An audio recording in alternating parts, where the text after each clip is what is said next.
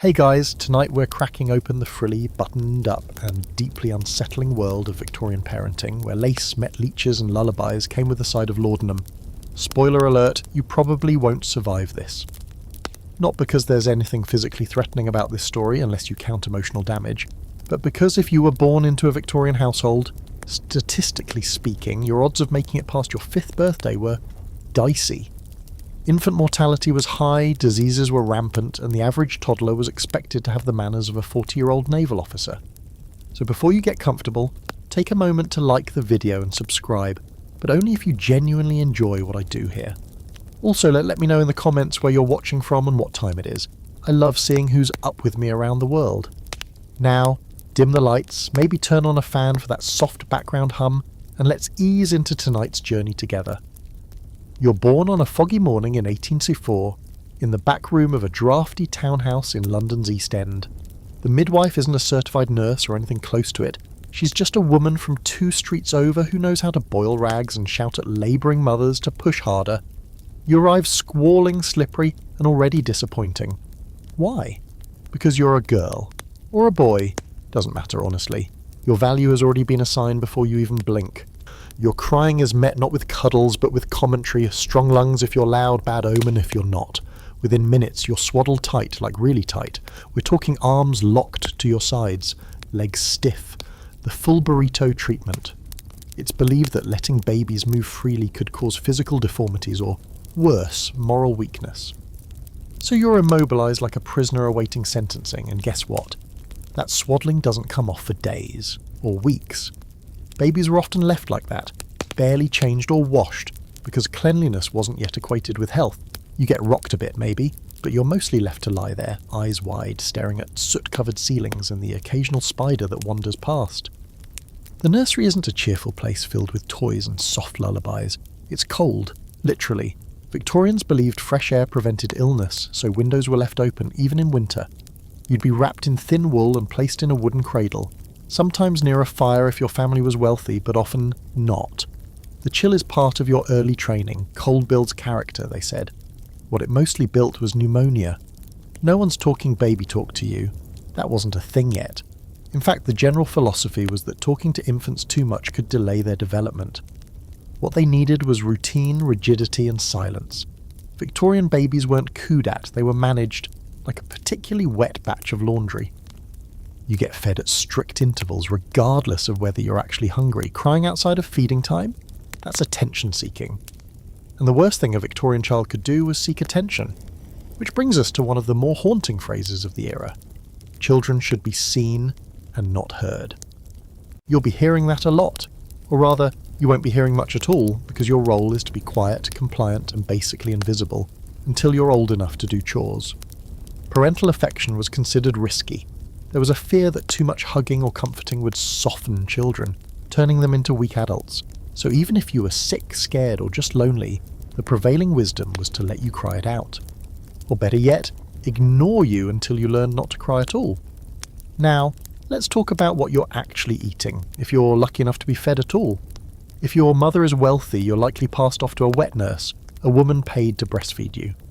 You and the wet nurse are often moved to a separate part of the house, so your cries don't disturb the household. If you're lower class, your mother might still try to nurse you, but that depends on her health, her workload, and whether she even can.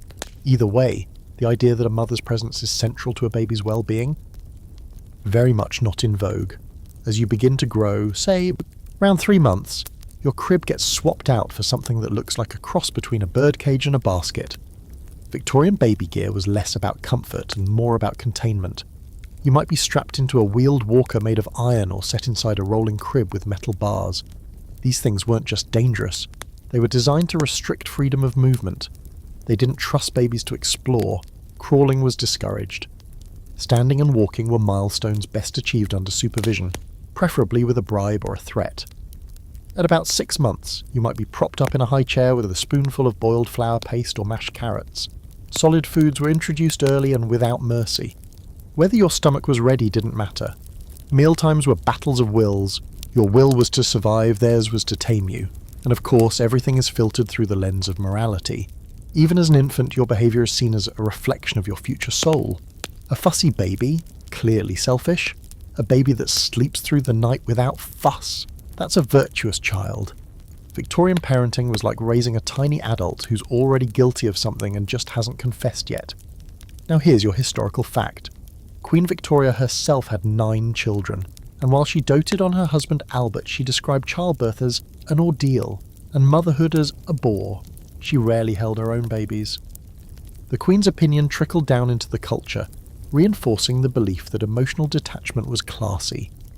As for your quirky fact, some nurseries hung blackout curtains not to help babies sleep, but to prevent sinful thoughts. The dark was believed to stifle dangerous imagination. You were encouraged to lie still and think of nothing. And here's the scholarly debate that lingers. Was all this cruelty intentional, or were Victorians genuinely doing their best with the science and moral frameworks they hid?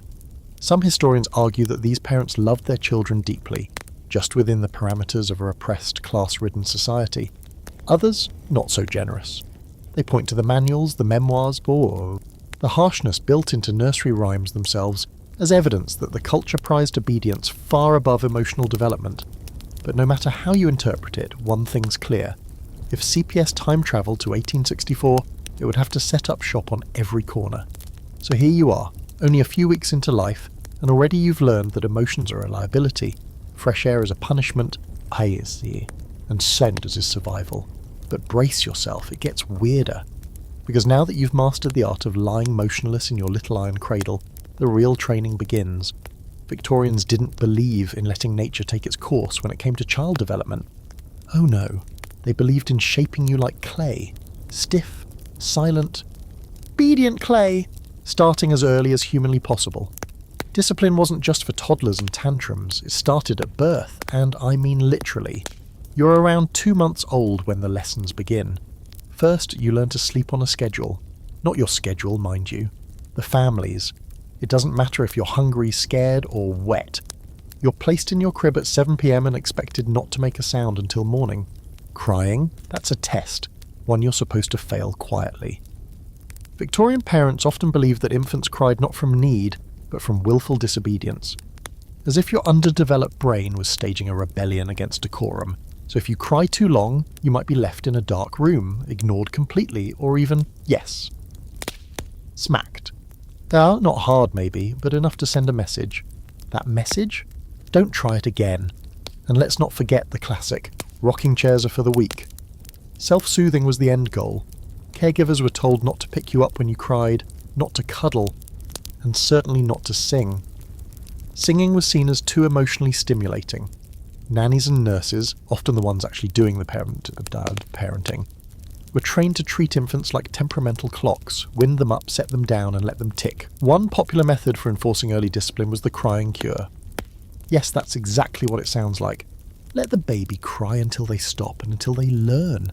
You, the poor newborn, are supposed to internalise that the world is cold, rules are fixed, and nothing good comes from making noise. And people loved this method.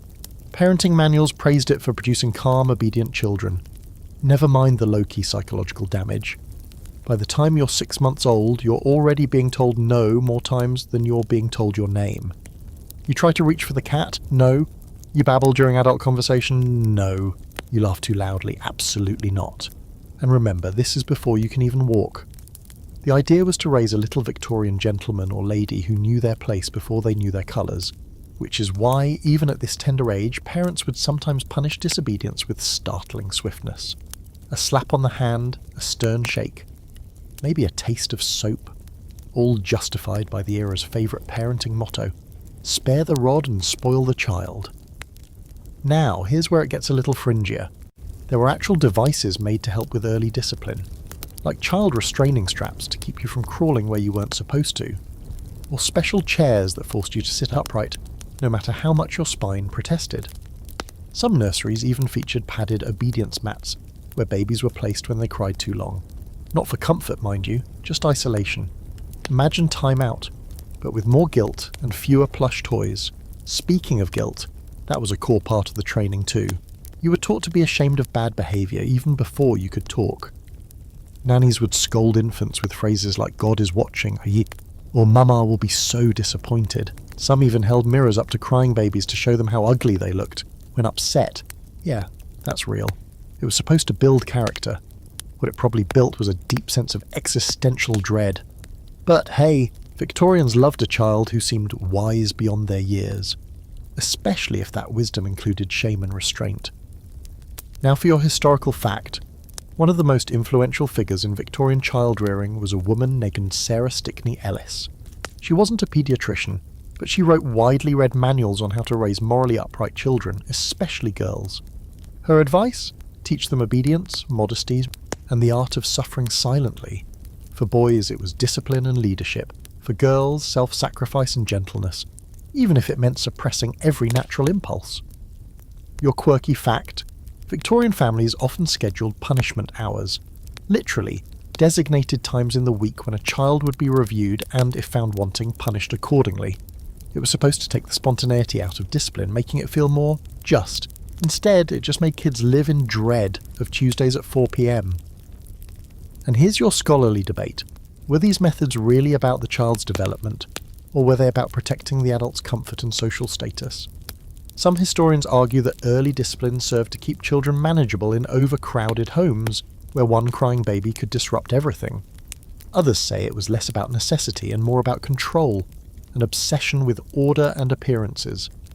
After all, in a society where your family's reputation could rise or fall on your child's behaviour at a tea party, you had every reason to silence the squirming. But what no one debates is this. Victorian parenting left its mark on generations of children, on the culture, and probably on your dreams tonight. Sweet ones, hopefully.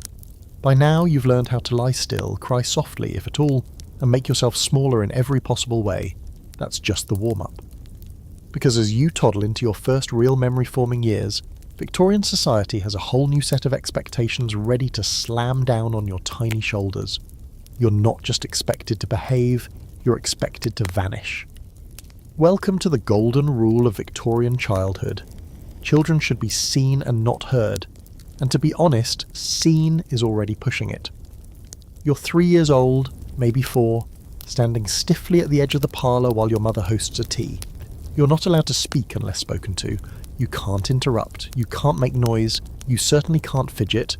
Your shoes pinch, your collar itches, and you have to stand with your hands behind your back like a little footman in training. Your entire job is to look adorable and utterly forgettable. Your parents don't want a child, they want a mute accessory that confirms their good breeding. Let's say you forget yourself and laugh. A real belly laugh because someone tripped outside or the dog sneezed. The room freezes. Adults stare. Your mother's eyes harden like cold iron. You've just embarrassed her, which is worse than a broken vase, worse than a torn dress. It's a social sin. After the guests leave, you'll be scolded for hours. Not because you were bad, but because you were loud. And for Victorian parents, noise was next to evil, and quietness, on the other hand, that was virtue. That was refinement. That was what separated you from the filthy children in the street, throwing rocks and yelling about chimney sweeps. At home, the pattern continues. Meals are silent, walks are quiet, church is an endurance test of stillness. Even playtime, if you're allowed any, is supposed to be contained, modest, and ideally educational. You're expected to play alone or with siblings, but only within designated rooms and only with the approved toys. Talking too much, laughing too loudly, or asking why too often could all result in a firm reprimand. Or worse, a report to your father when he got home, and you do not want to be on his radar. That silence, by the way, isn't just behavioural, it's emotional too. You're not supposed to cry, not even when you scrape your knee or lose your favourite doll or feel completely overwhelmed by the sheer pressure of existing. Emotions are considered dangerous, slippery things. They lead to hysteria, they threaten order, and they make adults uncomfortable. So if you're sad, you're told to be brave. If you're angry, you're told to be quiet. If you're scared, you're told to pray. Children who couldn't meet the silence standard were often labelled difficult or willful, two of the worst things you could be. And being difficult meant punishments designed to teach you restraint. Some children were made to kneel in corners for hours, or hold books out at arm's length as a physical discipline for fidgeting. Others were given shame-based punishments, like being made to wear a placard around the neck reading "bad" or "noisemaker" at school. These weren't just cute little parenting hacks, they were tools of social conditioning. And of course, all of this assumed you were from a family that could afford the space and time to enforce these rules. If you were poor, the silence mandate still applied, but for different reasons. In a tenement building crammed with other families, noise could get you noticed by the landlords, police, or worse, child welfare types looking to remove unmanageable kids. Even street children learned early that quietness was survival. Crying might bring the wrong kind of attention. Yelling might get you arrested for disturbing the peace. So whether rich or poor, you were learning one lesson: your voice wasn't welcome. Now, here's your historical fact.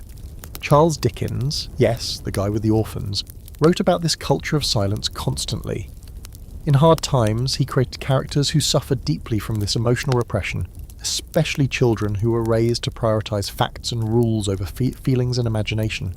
He wasn't just being dramatic, he was throwing shade at real societal norms. Your quirky fact: some Victorian etiquette manuals warned that children should avoid asking adults more than one question per day, lest they become nuisances. Can you imagine that? Use your one question wisely. My child. Honestly, it sounds like a cursed fairy tale challenge. And here's the scholarly debate. Was this emphasis on silence truly about morality, or was it about power? Some scholars argue that the suppression of children's voices served a greater purpose, maintaining the strict hierarchies of Victorian life. If children were allowed to speak freely, question adults, or express unhappiness, it could unravel the entire structure. Silence wasn't just politeness, it was submission. But not everyone agrees. Some point to diary entries, letters, and journals that show affection between parents and children, sometimes playful, even indulgent. Maybe, just maybe, the rule of silence was more of a public performance.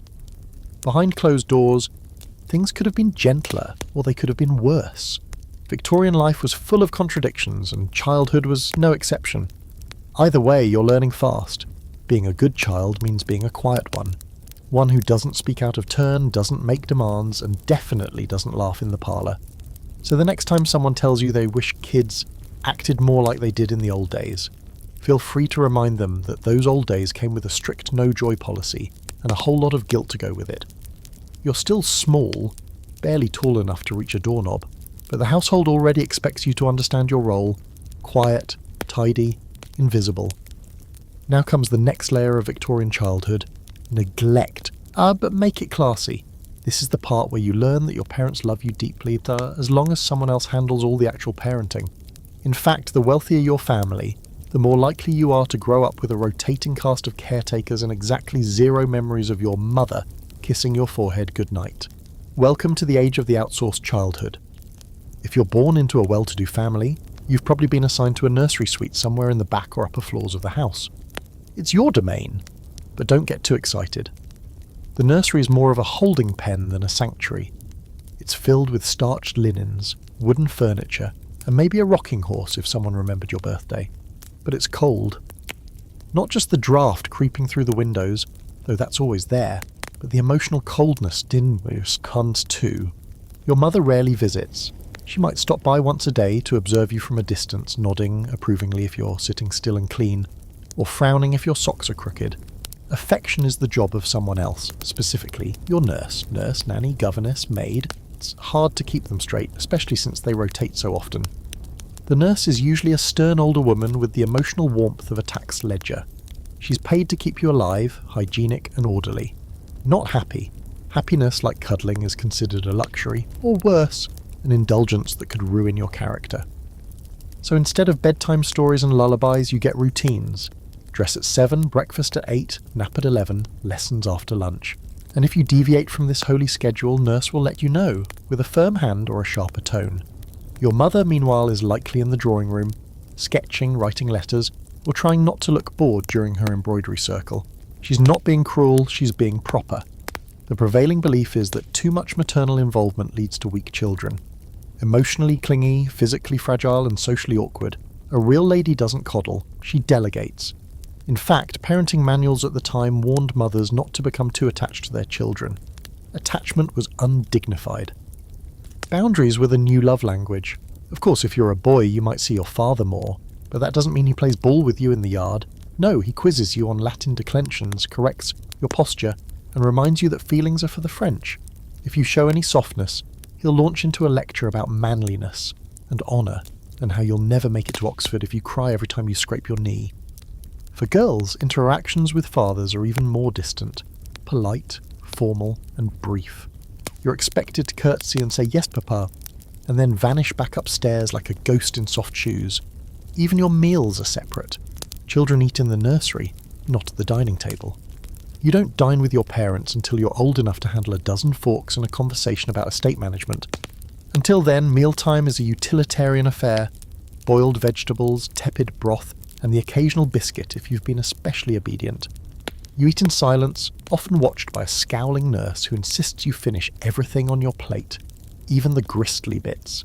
And heaven help you if you fall ill, because now you're a problem. Nurses might use mustard plasters, cold water treatments, or spoonfuls of castor oil to balance your humours. If your fever spikes, the doctor will be called, but don't expect comfort. Expect leeches and scolding. Victorians often believed that illness was a result of weak moral character, a poor hygiene or divine punishment. So if you're sick, it's probably your fault. You shouldn't have run outside without your hat. You shouldn't have eaten too fast. You shouldn't have cried at the thunderstorm. Now look what you've done. Here's your historical fact. In many upper-class households, babies were handed off to wet nurses, women paid to breastfeed infants in place of the mother. Sometimes the baby was even sent away to the wet nurse's home for the first year or more of life. By the time the child returned, the mother might barely recognise them or care to. Your quirky fact? Some households employed rocking cradles attached to pulleys that nurses could operate by foot. That way, they could rock the baby without having to touch it. Parenting by rope and leverage. Efficient, emotionally distant, and very on-brand. And now for the scholarly debate. Did Victorian parents truly feel less affection for their children, or was affection just channeled differently? Some historians argue that these parents did love their kids, but societal norms forced them to express it through structure, education, and legacy. Others insist that the detachment was real and deep, less a cultural quirk and more a conscious prioritization of reputation over relationship. Either way, you the child are learning a simple truth. You're not the centre of anyone's world. You're part of the household machinery. You're managed, observed, corrected, but rarely held. And as much as that sounds cold, to a Victorian parent it sounded like success. A tidy nursery, a quiet child, a reputation intact. So the next time someone sighs about how much better behaved children used to be, remind them that it's easier to behave when no one's hugging you and everyone's watching. If you're still with us, and haven't emotionally checked out into a fantasy where someone, anyone, tucks you in at night with a hug, then it's time to introduce you to the next charming element of Victorian childhood, the gear. That's right, the stuff. The high chairs, the cradles, the prams, the toys, all the objects Victorian society designed for its children. And while some of it might seem sweet or old-fashioned at a glance, the truth is this. Most of it would get someone arrested today, or at the very least slapped with a warning label the size of a mattress tag. So picture this. You're 5 now, still small enough to be adorable when you're silent, still expected to act like a butler in training, and it's time for your morning routine. You're yanked out of a high, narrow crib with wooden bars, no padding obviously, because bumping your head is character building. These things were often lined with stiff sheets, no blankets in winter, because excess comfort was suspect. In some households, the crib might even be placed near an open window. Yes, in the dead of winter. Victorians had a whole thing about airing out the child. The idea was that exposure to cold air built resilience and toughened the immune system. Or, gave you bronchitis. Some parents even took it a step further and used baby cages. No, not a metaphor, actual cages. In the 1800s, especially in crowded cities like London, it wasn't unusual for upper-floor apartments to feature wire mesh boxes that jutted out from the windows, where the baby could be placed during the day to get fresh air and sunlight. These things were bolted to the side of the building like a flower box for your infant. You sat in there, suspended over the street like a potted plant in a pinafore, while carriages and coal carts passed by below. And yes, people were fine with this, because some even thought it was progressive.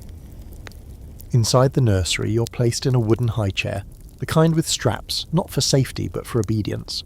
Some of these chairs converted into baby walkers on wheels, which sounds fun until you realise they were made entirely of iron and hardwood and didn't really lock. More than one child took a tumble down the stairs after one of these charming inventions got going. And forget plastic safety gates. The Victorians believed in open staircases and sharp corners. Baby-proofing? Try baby challenging. And then there were the cradles that doubled as punishment devices. Rocking cradles were sometimes designed to be too effective. Big wooden things that rocked with such force that they could tip over or throw the baby right out. Nannies might keep the cradle moving constantly even when you were wide awake and nauseous, just to keep you quiet and still. And since soothing wasn't the goal, compliance was, you quickly learned that moving too much just meant more rocking, more bouncing, and more of that sick feeling in your tiny Victorian stomach. Toys weren't much better. If you were rich, you might have access to beautiful handmade dolls or miniature tea sets, but they weren't meant for play in the way we understand it. Dolls were there to prepare girls for domestic life. You didn't dress them for fun. You practiced dressing a future baby. You didn't have tea parties for imagination. You rehearsed hosting. Boys had slightly more options: wooden soldiers, miniature cannons, toy trains, but again all geared toward preparing you for real life. War, industry, duty, joy was accidental, and God help you if you were poor. Poor children had few toys, maybe a rag doll made from scraps, or a wooden hoop to roll down the alley. The closest thing to a stuffed animal might be a sock with buttons sewn on for eyes. Your main toy was your environment, and it didn't pull any punches. Rusty nails, open flames, uneven cobblestones. Playtime was just another opportunity to break your collarbone. Now here's your historical fact. In 1874, British reformers began pushing for the regulation of toy manufacturing, because lead paint was common in children's toys, even in teethers. Lead, in a teething ring, because nothing says healthy development like a daily dose of neurotoxin. It wasn't until well into the 20th century that safety standards began to catch up with the concept of let's not poison the baby. Your quirky fact? Some baby walkers from the Victorian era came with leashes, as in literal straps that the nanny could pull to control how far the child wandered. Imagine a toddler with a sort of marionette setup. One part learning to walk, one part being puppeteered like a tiny drunk Victorian robot. It was as creepy as it was accepted, and your scholarly debate. Was all this dangerous gear a result of ignorance or indifference? Some argue the Victorians were simply doing their best with what they had. Trial and error parenting, emphasis on the error. Others point to the cultural obsession with discipline and conformity. Safety wasn't the goal. The point was to create an environment where a child's body and will were shaped, moulded, even punished by the physical world around them.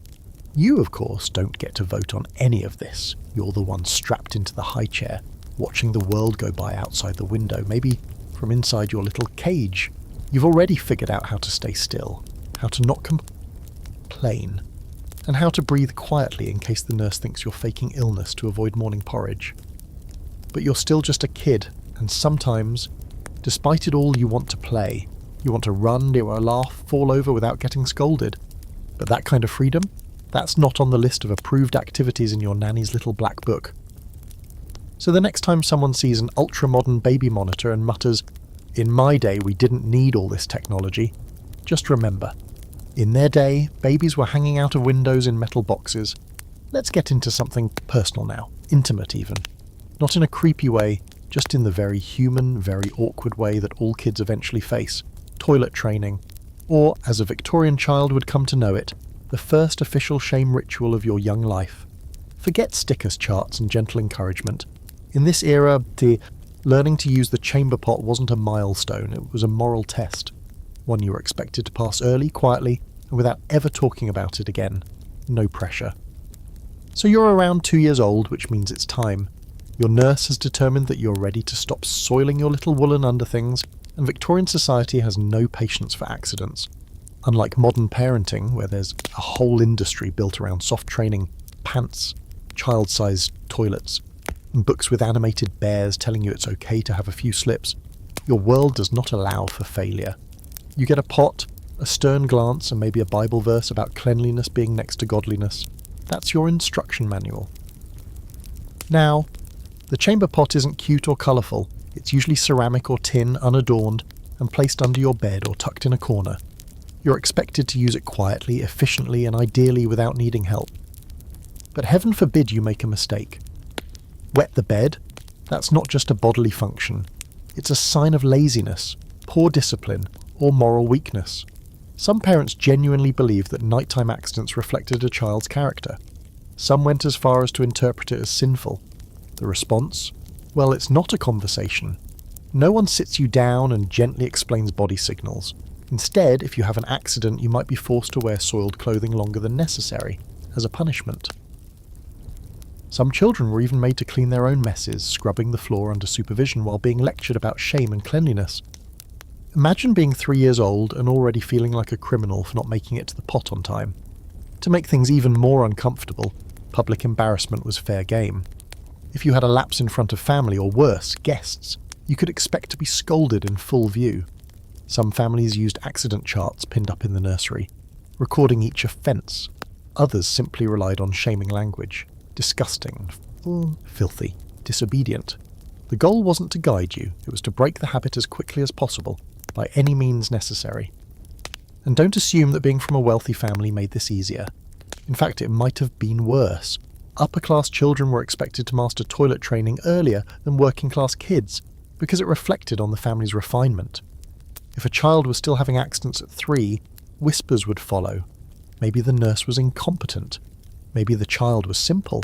Maybe the mother was too affectionate. After all, only soft children had trouble with control. Now here's a little twist, because everything in Victorian life seems to come with one. Some families made the process elaborate. You might be placed on a raised seat called a commode chair, designed to mimic a throne. Rich children sat on velvet-trimmed seats with porcelain basins hidden underneath, surrounded by embroidered privacy screens. But don't get it twisted. It wasn't luxury. It was a stage. You were expected to sit still for long periods, to not fidget, and to emerge clean and triumphant, like a tiny royal in training. In contrast, poor children didn't always have a pot to themselves. Entire families in cramped tenements often shared a single bucket behind a curtain, or in some cases, used alleyways. Some kids were so used to going outdoors that when placed inside a proper lavatory later in life, they felt more confused than relieved. But regardless of your surroundings, the message was the same. Mess is failure, Julia, and failure is shame. Now here's your historical fact. The famed child-rearing guide Hints on the Management of Children by Dr. Pi Henry Chavas, published in the mid-19th century, advised that toilet training begin as soon as the child can sit upright. That's around 6 months old if you're keeping track. He warned mothers not to allow their children to run about like puppies, lest they grow up without proper shame. And for your quirky fact, some families took cleanliness to absurd lengths. There are documented cases of children being given enemas as part of their weekly hygiene routine. Not because they were ill, but because clean insides made for clean thoughts. Yes, that's a real thing that people believed. Little Victorian, you isn't just expected to potty train young, you're also being physically prepped to be morally spotless. And now the scholarly debate. Did Victorian toilet training practices reflect broader anxieties about control in the body? Some researchers argue that the intense focus on bodily discipline mirrors the era's obsession with self-restraint. Victorians lived in a world where repression wasn't just encouraged, it was celebrated. Teaching children to control their bladders became a metaphor for controlling everything else: emotions, desires, and social behaviour. Others argue that the harsh methods were more about practicality. Diapers were reusable and hard to wash, plumbing was limited, and time was short. Harsh as it seems now, maybe it was just survival. Still, here you are. You've learned to hold it in, literally and metaphorically. And somewhere deep in your child brain, you already understand the cost of making a mess. You sit still, stare at the cracked wallpaper in the nursery, and wait for permission to get up, hoping this time you won't be told you've failed. So next time you hear someone say, "Kids today have it too easy with their pull-ups and positive reinforcement," remind them that once upon a time potty training came with a side of psychological warfare. You're getting older now, maybe 4 or 5, and you're starting to realise that life isn't just about staying clean and quiet. It's also about eating things you don't understand and being grateful for it. Because in the grand Victorian tradition, food wasn't really about flavour, or even nutrition. It was about control, class, and the war against anything resembling pleasure. And nowhere is that more obvious than in the realm of baby food. Let's just say, if you're looking forward to breakfast, don't. Your day starts with a bowl of something pale, mushy, and horrifyingly bland. If you're from a respectable middle or upper class family, that means boiled flour paste. Yes, flour paste. A slurry of white flour and water stirred into a gelatinous glue and served lukewarm. It's thick, it's grey. It has the texture of wallpaper adhesive and the nutritional content of a shoe. Sometimes it's seasoned with a little milk or sugar if nurse is feeling wild, but more often it's just paste. This wasn't some sad kitchen mistake. It was the recommended diet for babies and toddlers. Why? Because doctors at the time had declared breast milk suspicious. Not always, but often enough that it shaped a generation of feeding habits. Medical authorities, and this is real, warned mothers that their breast milk might become soured by emotion. If you were angry, anxious, or passionate, your milk could become dangerous, poisonous even. So many mothers, especially in wealthier circles, avoided breastfeeding altogether, handing off the task to a wet nurse or skipping it entirely in favour of pap. Pap was another word for your standard baby mush, usually a mixture of bread soaked in water, milk, or sometimes beer. And yes, beer was absolutely considered an appropriate feeding fluid for infants in some households. Weak beer, but still. You, little Victorian you, might be spoon-fed warm ale and bread before you even have all your baby teeth.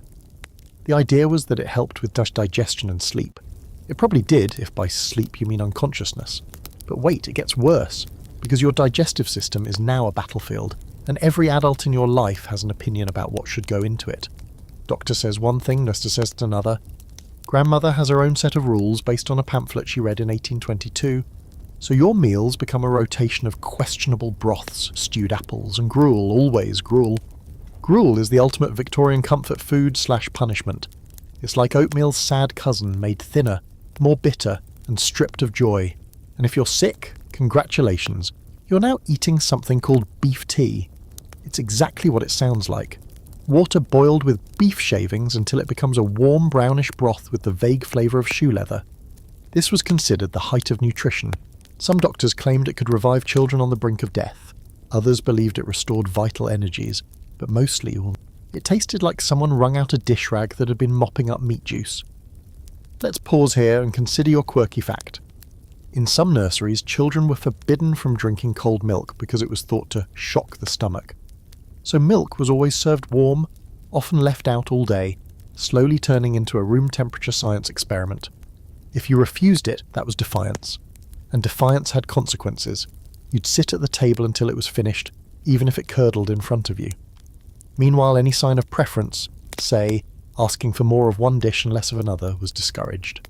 Expressing opinions about food marked you as spoiled. Gratitude was mandatory. Complaining was not only rude, but sinful. You'd be reminded of children in the workhouse who'd kill for your soggy carrots. And speaking of workhouses, children there fared even worse. Meals consisted of hard bread, watery soup, and on good days, something called suet pudding, which was essentially fat-flavoured glue in pudding form. Yum. Now here's your historical fact. In 1854, Dr. Charles West, one of the more progressive paediatric voices of the time, began questioning the dominance of pea and flour paste in infant diets. He suggested that maybe, just maybe, food should contain actual nutrients, but his ideas were slow to catch on, especially since the medical community still hadn't agreed on what vitamins were. The concept of a balanced diet wouldn't take hold for another century. And now for the scholarly debate. Did Victorian feeding practices stem from ignorance or moral philosophy?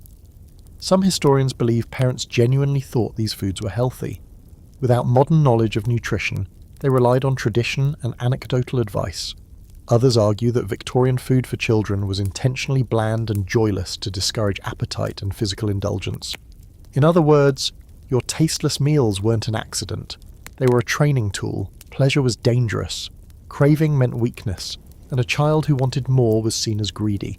So here you are, pushing a spoonful of beige mush around your tin bowl while nurse eyes you from across the room. You've learned not to make a face even though it tastes like sadness. You've learned to say thank you even when your stomach churns. You've learned that asking for a second helping is risky and saying you're full is even worse. And through it all, you know one thing for sure. Whatever this is, it's not food, not the kind that feeds joy or makes memories. It's sustenance with a side of scolding. So next time you hear someone wax nostalgic about simple meals from a simpler time, you have full permission to imagine them eating lukewarm beef water while being judged for existing. Now that your stomach's full of lukewarm gruel and regret, it's time to move on to your next Victorian rite of passage, getting sick, because, spoiler alert, you will, sooner rather than later. Childhood illness in this era isn't a question of if, it's when, how badly, and whether you'll be permanently altered or just temporarily traumatized. And here's the worst part. Once you're ill, the grown-ups around you shift from strict caretakers to well-meaning torturers armed with medicine cabinets full of nightmares and a very flexible definition of healing. It starts with a cough. Innocent, raspy, nothing major, but within a day, you're wheezing like a haunted accordion, you have a fever, your skin is flushed, and your chest feels like someone parked a carriage on it.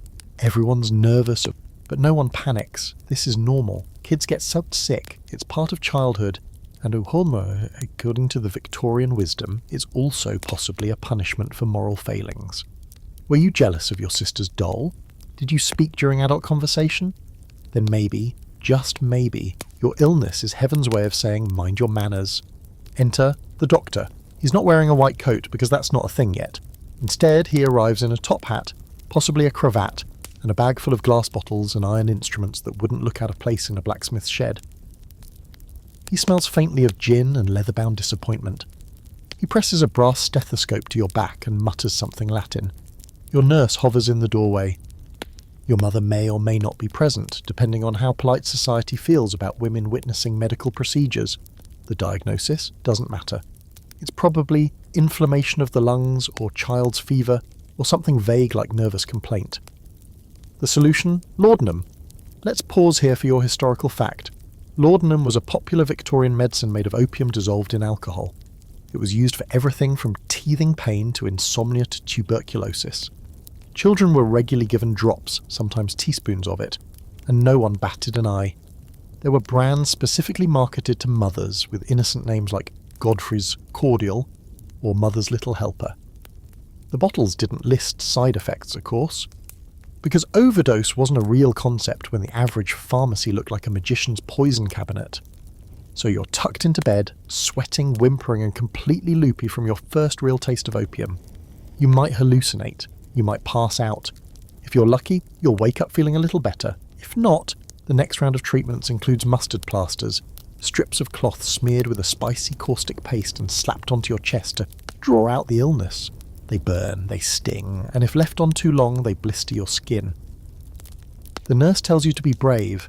After all, good children suffer quietly. Maybe they decide to bleed you. Not always, but it's still done, especially if you're older or if someone in the household believes in humoral theory.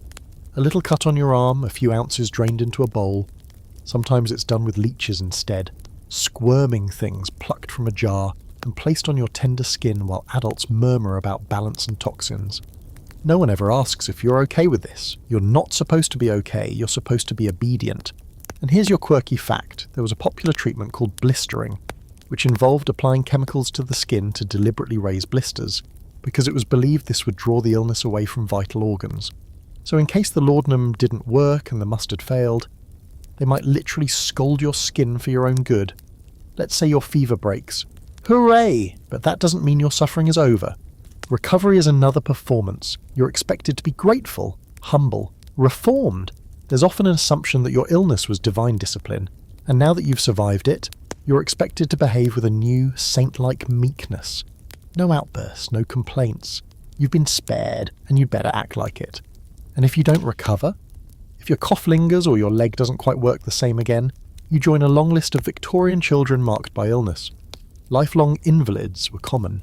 Some became objects of family pride, delicate, poetic children who lived quietly in upstairs rooms, wrapped in shawls and nostalgia.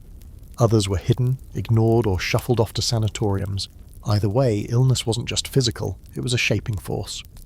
It defined your social role, your marriage prospects, even your personality. Were you cheerful despite your frailty? Good. Were you moody, bitter, and in pain? That's a moral failing. Here's the scholarly debate. Were these treatments actually meant to heal, or were they rituals of control? Scholars believe that Victorian medical care, especially for children, was more about maintaining adult authority than curing disease. Illness was treated like misbehaviour, to be corrected, punished, or spiritually explained. Others argue that within the limits of contemporary science, caregivers were doing their best. They genuinely thought they were helping. Sure, it looks barbaric now, but they didn't have antibiotics or understanding of germ theory. just a set of inherited beliefs, some alcohol, and a whole lot of opium. But whatever the intention, you, the child, are caught in the middle. You don't know why your skin burns, you don't understand why you can't breathe, or why the room keeps spinning, or why the nurse keeps whispering that God gives his hardest battles to his smallest soldiers. You just want to feel better. You want someone to hold your hand without applying a mustard poultice to it. And even if you do survive, and statistically that's still not a guarantee, you carry the experience with you. The memory of pain, the helplessness, the strange adult rituals conducted around your fevered body. Maybe you'll recover fully. Maybe you'll limp. Maybe your lungs will always rattle when it rains. Either way, welcome to the club. You're officially a survivor of Victorian paediatric medicine. So the next time you hear someone grumble that kids today are too soft and never get sick anymore, just quietly picture a 5-year-old with leeches on their chest and a laudanum-laced lollipop in their mouth, trying not to cry because they know what comes next, so you've made it through the fever, the mustard plasters, and the medicinal opium trip. Congratulations, survival's looking more plausible. But don't relax just yet, you're not off the hook. Because now that you're upright again and able to walk without seeing 3 of everything, it's time to return to the other form of medicine your Victorian caregivers firmly believed in, discipline. Not just any discipline, mind you. We're talking full-blown, state-approved, science-flavoured corporal punishment. Yes, pain as pedagogy, a time-honoured tradition in households, schools, churches, basically anywhere that might trap a child long enough to make them better. You've probably already been introduced to the lighter end of the punishment spectrum, a slap on the wrist for fidgeting at tea or being sent to your room for speaking out of turn. But now, as you approach the ripe old age of 6 or 7, the rules change, the stakes rise. You're now considered morally aware enough to know right from wrong, at least in theory. So your misbehaviour is no longer childish, it's wicked, and wickedness must be purged.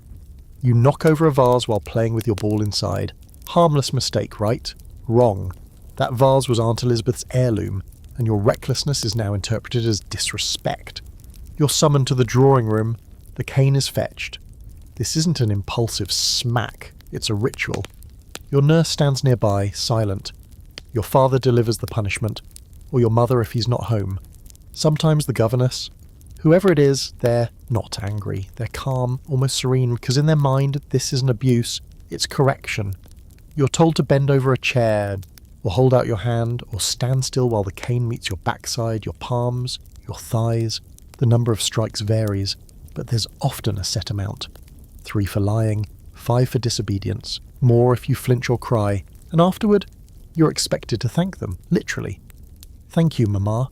Thank you, sir. This isn't just about pain, it's about submission. Here's your historical fact. The Victorian era saw the rise of formal corporal punishment policies in schools and homes alike.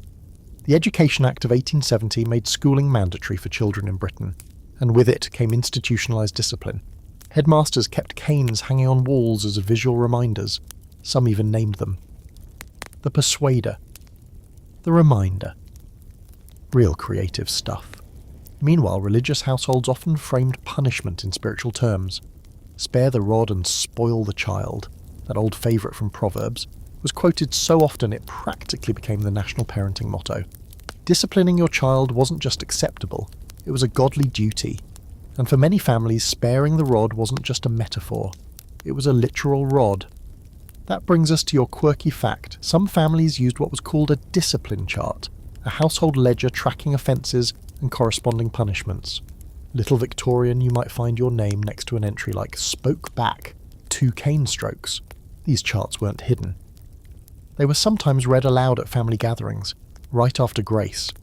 Nothing says cosy dinner like being publicly shamed for whispering during scripture reading. And the punishments weren't just physical.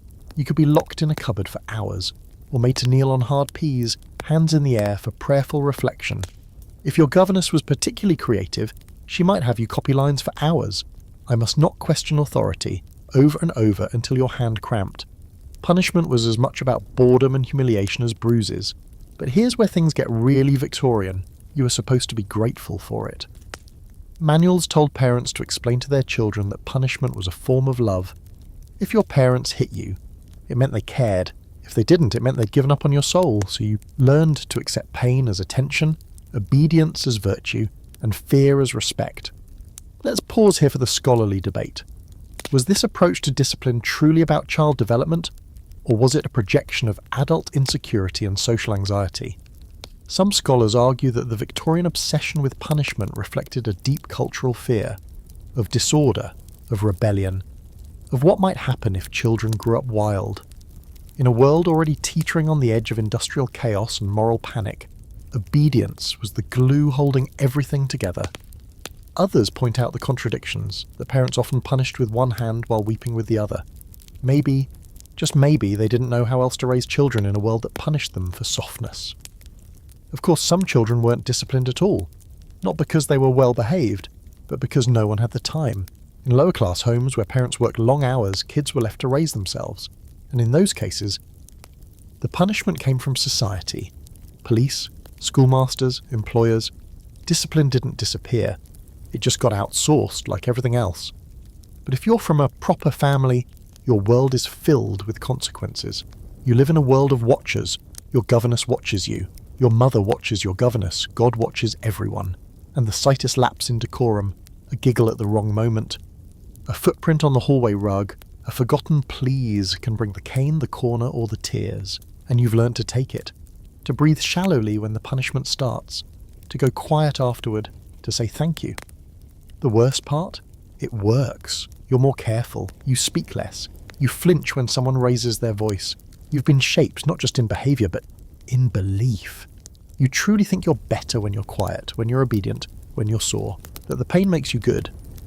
So next time you hear someone say, well, a good spanking never hurt anyone, maybe ask them if they've ever had to say thank you for being whipped with a braided switch while their siblings watched. And then, maybe offer them a time machine and a dose of laudanum. They're going to need both. By now you're well acquainted with the inner workings of Victorian family life. The silence, the starch, the punishments that double as moral lessons. But things are about to shift again, and not in your favour. Because at this stage of your Victorian childhood, say around age 7 or 8, your parents start to look at you differently. You're not just a child anymore, you're a resource. And if you're not earning your keep, you're wasting space. Welcome to the world of child labour, where the idea of a carefree youth is about as realistic as a unicorn in a waistcoat. Let's say you're from a working-class family. Your father is a cobbler. Your mother takes in laundry or maybe works as a charwoman scrubbing floors in someone else's fine house. You've got siblings, too many probably, and not nearly enough space or food to go around. There's no room for dead weight, and definitely no margin for sentiment. So once you're old enough to carry a bucket, you're sent out to help. You might start by running errands for your mother, delivering laundry or fetching water from the pump, which could be a quarter mile away.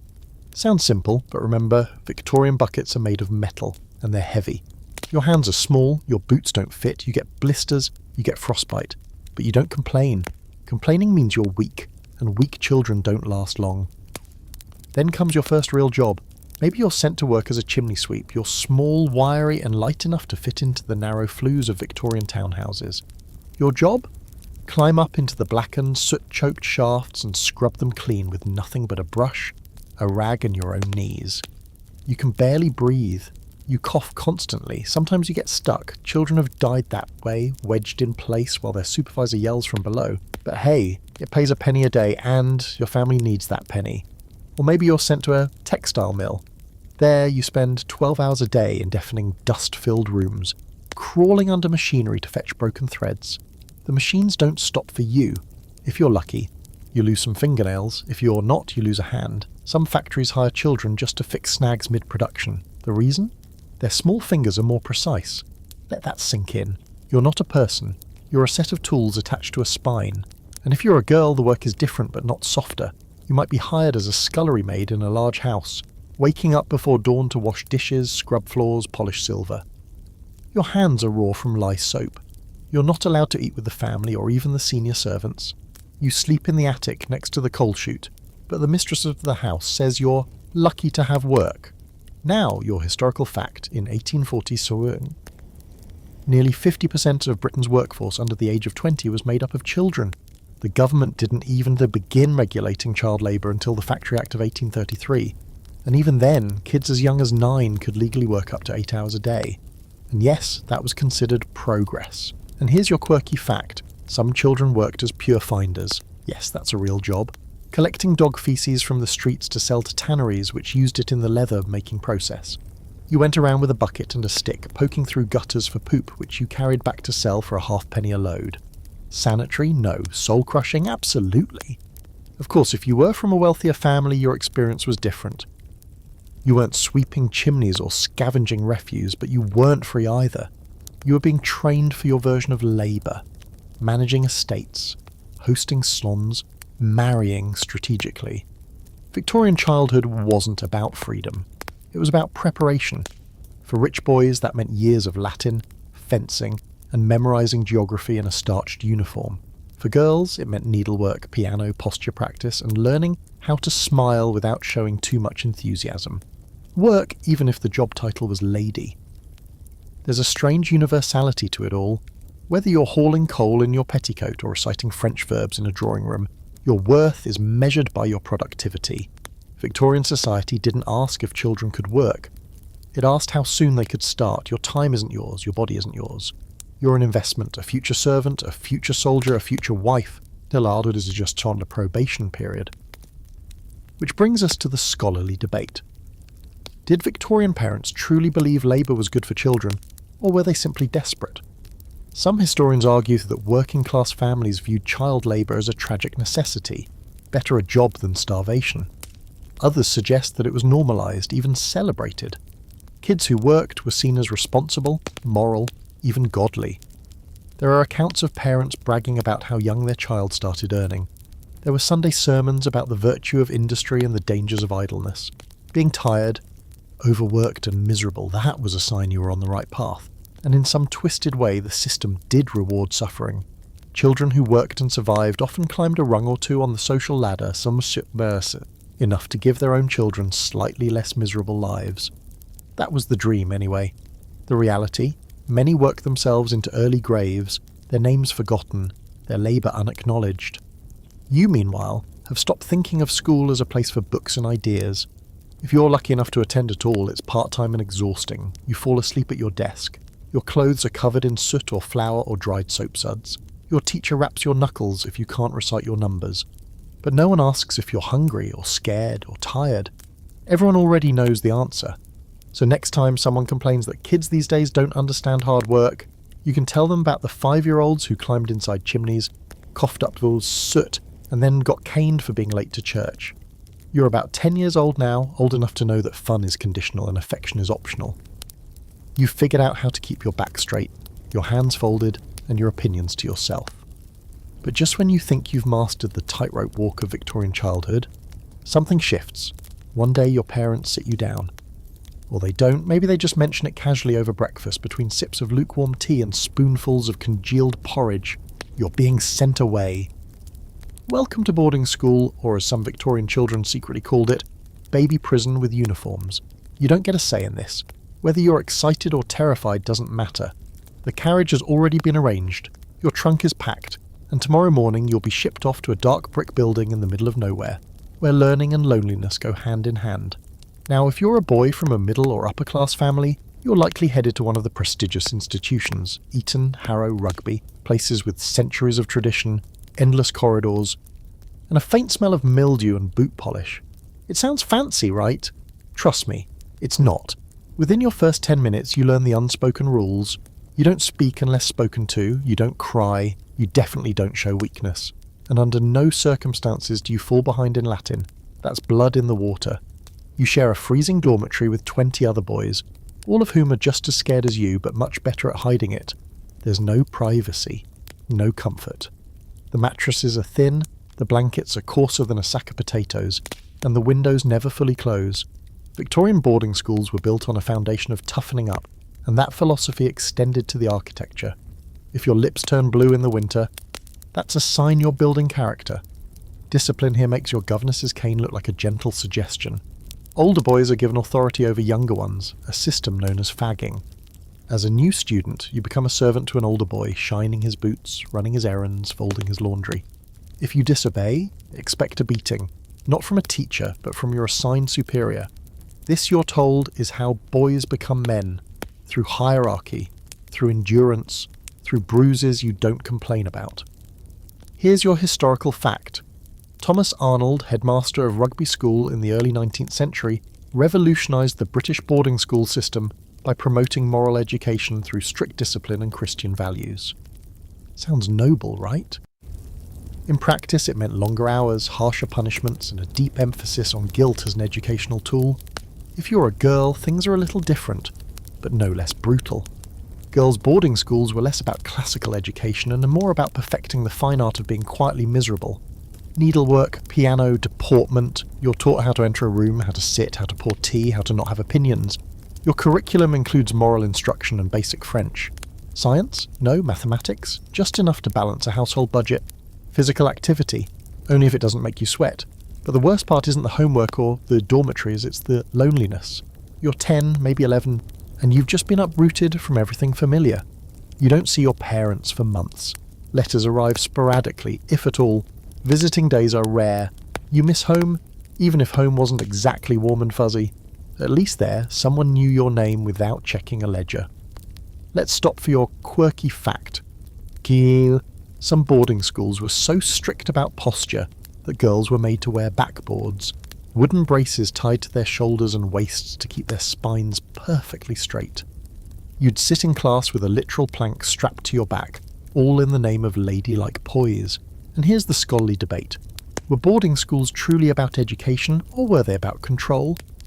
Some historians argue that these institutions functioned as social factories, training children to slot into their appropriate adult roles. Boys learned leadership through cruelty. Girls learned obedience through seance. Others claim that, in a strange way, boarding school offered children more consistency and structure than chaotic or neglectful home lives. The friendships they formed there, often out of desperation, could become the only real emotional connections they ever knew. Still, it's hard to shake the feeling that you're being warehoused.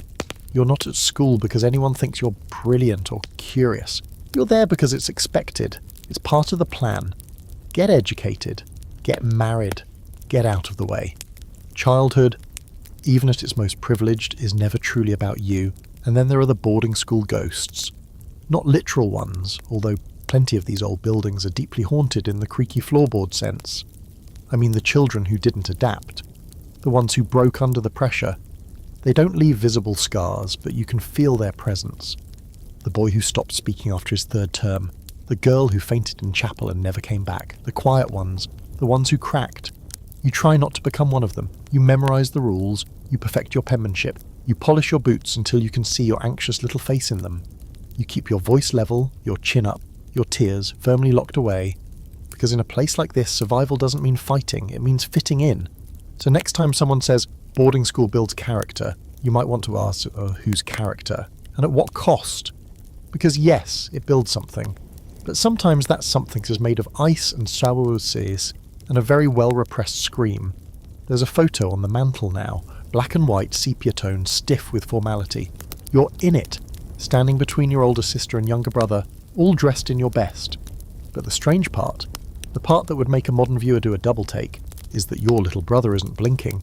He isn't breathing either. He's dead. And that photo? It's his final portrait. In the Victorian era, death didn't end your place in the family. It just meant you had to hold still long enough for the photographer to finish. Welcome to postmortem photography, and the deeply unsettling but strangely tender way the Victorians memorialised childhood.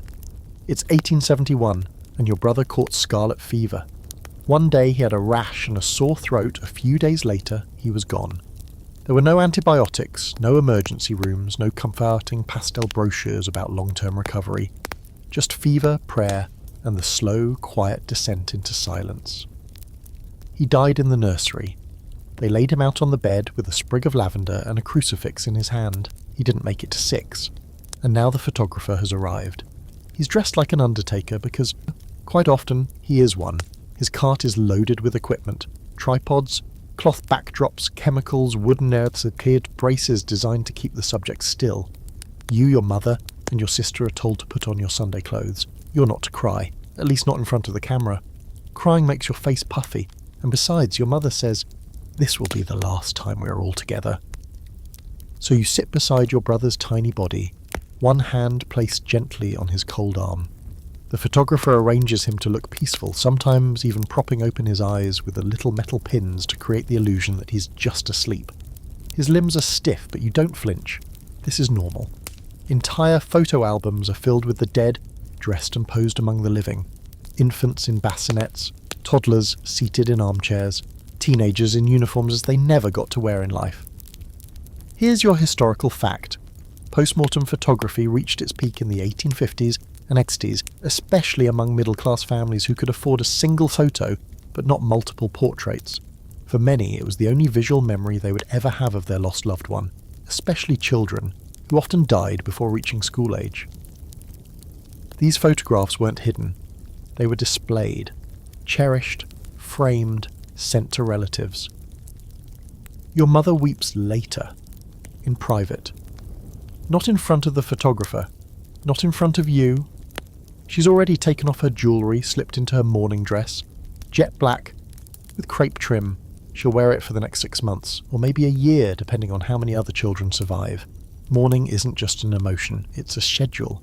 Women were expected to perform their grief properly, or else risk social shame. Too much sobbing was unseemly. Too little made people talk. And you learn quickly that grief has rules. You're expected to pray for your brother's soul every night.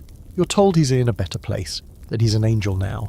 But you're also expected to keep your emotions tidy. Sorrow is fine, quiet, dignified sorrow.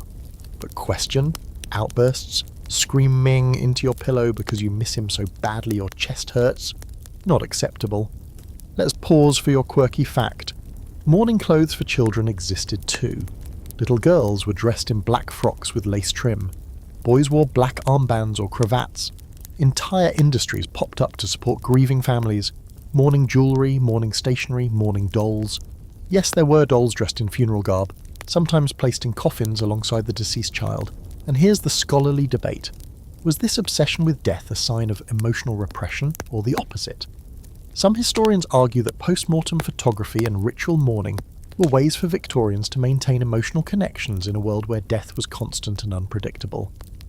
Others say it was about appearances, grief packaged and staged for public consumption. Mourning became performative, even competitive. Who wore black the longest? Who cried the quietest? Who bore their loss with the most stoic dignity? But here's the thing, it wasn't all coldness, it was just structured. In a time before modern medicine, death visited every household. You knew children who died, sometimes siblings, sometimes cousins, sometimes your best friend from school who suddenly wasn't at the desk beside you anymore. Death was part of your childhood in the way birthday parties are today. It had rituals, outfits, etiquette, and photography gave it a frozen kind of permanence. You look at that photo years later when you're a teenager. Taller now, maybe in your first corset or your first pair of boots that actually fit. You see your own face next to your brother's, and you remember the moment. The smell of lavender, the silence in the room, the weight of your mother's hand on your shoulder. You weren't smiling, but you weren't frowning either. You were just there, holding still, because that's what you were taught to do. So the next time someone marvels at the good old days, the simpler times, the tidy families in their formal portraits, go ahead and ask, which one of them is dead in that picture? Odds are it's at least one. You've cried, quietly, alone, into a scratchy pillow under a thin blanket in the nursery, because that's where grief belongs, out of sight.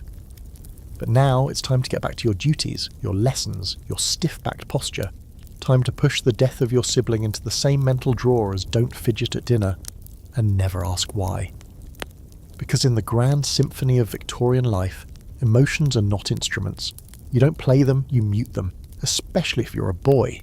Especially if you ever hope to be respected, successful, or, heaven forbid, normal. Welcome to emotional repression as a family value, one of the most prized and painful skills a Victorian child could learn. You're sitting in the drawing room. Maybe you're 12 now. Your mother is embroidering in silence. Your father is reading the paper and occasionally clearing his throat like it's a form of communication. Your governess is nearby, correcting your sister's French verbs. And you're thinking about something that's been eating at you for days. Maybe a nightmare, maybe a lingering sadness, maybe just a big confusing cloud of feeling. You try to speak. "Mother," you begin, but she doesn't look up, not out of cruelty but out of training. Victorian women were taught to avoid emotional indulgence. You're met not with comfort, but with a calm, dismissive, "What is it, dear?" You're already behind. The conversation has a time limit.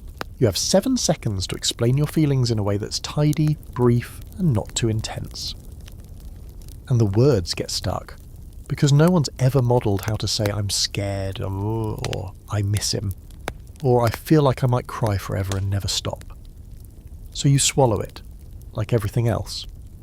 For boys, the emotional clampdown is especially tight. You've been told since you could walk that boys are meant to be strong, stoic, heroic. Your role models are war heroes and explorers and schoolmasters who once broke their arm in a hunting accident and finished the school day anyway. Crying is weakness. Sadness is weakness. Kindness, well, that's acceptable only if it's paired with discipline. You may help your sister down the stairs, but you must never tell her you love her. That would be unseemly.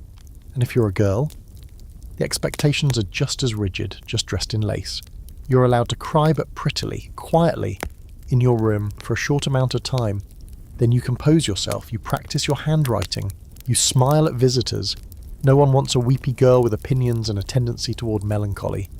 Those are dangerous traits. Those are the first steps toward hysteria. Here's your historical fact.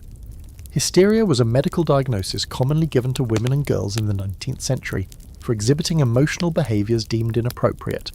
Symptoms included crying, nervousness, or excessive imagination. Treatments range from forced bed rest to full institutionalization. Emotional expression, especially for girls, wasn't just frowned upon, it was pathologized. So what do you do with all these feelings? You tuck them away. You channel them into socially acceptable hobbies. Boys might take up boxing or shooting or memorizing entire volumes of military history. Girls might pour their feelings into piano etudes or hours of meticulous embroidery. But the feelings don't go away. They just hide under the surface, humming like a quiet threat. Here's your quirky fact. Victorian etiquette books actually gave instructions on how to grieve with elegance. You were encouraged to cry into a handkerchief, not too often and never with loud sobs. No blotchy faces, no wailing. Mourning, like everything else, was a performance. Not for yourself, but for those watching. The scholarly debate here is sharp and ongoing. Was this widespread emotional repression a survival tactic or a cultural illness? Some scholars suggest that Victorian society, overwhelmed by war, disease, and a wildly shifting social structure, needed some kind of order, and suppressing emotion was one way to keep things from spiralling. Others argue that the obsession with restraint damaged generations of people who never learned how to process feelings, much less share them. The stiff upper lip may have built empires, but it didn't build emotional resilience. It built masks. In the family setting, this emotional chill wasn't always cruel on purpose. Many parents genuinely believed they were doing the right thing by discouraging sentiment. They thought they were preparing you for a hard world. A child who cried easily would never survive in the empire. A boy who talked about his feelings might never make it as a barrister or an officer. A girl who asked difficult questions might never find a husband. Love was there, but filtered through a thick fog of social expectation and moral anxiety. You remember a moment, maybe two, when someone broke the rules. Your older brother, who once hugged you tightly before shipping off to school. Your grandmother, who snuck you a sweet and whispered, "You're too sensitive for this world." And then they were gone. He to his future, she to her grave, and the silence returned. So you grow up learning how to survive, not just without affection, but without even the language for it. You know how to apologize, you know how to perform gratitude, but you don't know how to say, "I'm hurt," or "I'm proud of you," or "I'm scared." And the people around you, they don't either. So the next time someone sighs about how kids today are too emotional, just smile and remind them, once upon a time children were trained to feel nothing, and the ones who did, they learned to hide it behind perfect posture and tightly folded hands. It's early morning, the kind of grey, bone-damp morning that never quite wakes up, even after the sun's made a reluctant appearance. You're still in bed when you hear the heavy tread of your governess coming down the hallway. She's punctual, as always, with a face like carved marble and the voice of someone who's never laughed without regretting it. Today, like every other day, begins not with joy or warmth or even a sleepy hug, but with a pointed reminder of everything you are already failing at. Welcome to the emotionally exhausting treadmill known as Victorian motherhood's impossible standards, and the guilt trip children weren't even meant to hear, but absolutely did. See, your mother doesn't raise you directly. That much we've covered. but she hovers in the background, a constant presence felt more through judgment than affection. She may not serve your meals or bandage your knees, but her expectations loom like the weather. Every decision about your upbringing is filtered through her, through what the neighbours might say, through what her own mother might have done, through the endless library of etiquette books lining the shelves in the morning room. Your mother is tired. Not visibly, of course, she maintains appearances, but underneath the silks and corsetry is a woman constantly performing, constantly second-guessing, and constantly terrified that she's already ruined you. And she probably has, but not in the way she's worried about. There are rules for everything. What time you should speak, how long you should hold eye contact. When it's acceptable to interrupt a conversation, spoiler, almost never. What illnesses are considered fashionable? Consumption, very in right now, and what behaviours are cause for social death? Crying in public, chewing with your mouth open, being too clever if you're a girl. Your mother enforces these rules like a general, not because she enjoys it, but because she has no choice. Victorian motherhood isn't about nurturing, it's about managing a reputation. Here's your historical fact. In 1865, the Book of Household Management by Mrs. Isabella Beeton was a bestseller in England. It included everything from recipes to medical advice to guidance on child rearing. One key message: the good mother must be constantly vigilant, morally upright and self-sacrificing. She must raise obedient children and run a flawless home, all while maintaining her own delicate feminine health. Sounds easy, right? Here's what your mother won't tell you. She lives in fear. Fear that you'll misbehave at church. Fear that your handwriting won't be good enough. Fear that the other women in the village will notice that your socks are mismatched or your fingernails aren't clean or, God forbid, you have opinions. Every small misstep on your part reflects on her. Your spilled tea isn't just clumsiness, it's evidence of parental failure. Your tantrum in the garden that one time, still discussed in whispers at the sewing circle. She's not just trying to control you, she's trying to survive you. And here's your quirky fact: there were actual articles in women's magazines warning mothers not to smile too much at their children. Smiling, they said, would make you seem unserious, frivolous, possibly lower class. Instead, mothers were instructed to maintain gentle firmness and let the nursemaids handle the softness. The result? Thousands of children who never saw their mother's natural smile, only the controlled one reserved for guests. You start to notice it around age 8. How your mother's compliments always come with qualifiers. What a lovely drawing, though perhaps you might try staying within the lines next time. You've grown so tall, though mind your posture, dear. You've read Jane Eyre already? Perhaps save it for when you're older. It's endless, the kind of affection that arrives dressed as suggestion. The kind of love you have to earn by being impressive and well-behaved and never ever an inconvenience.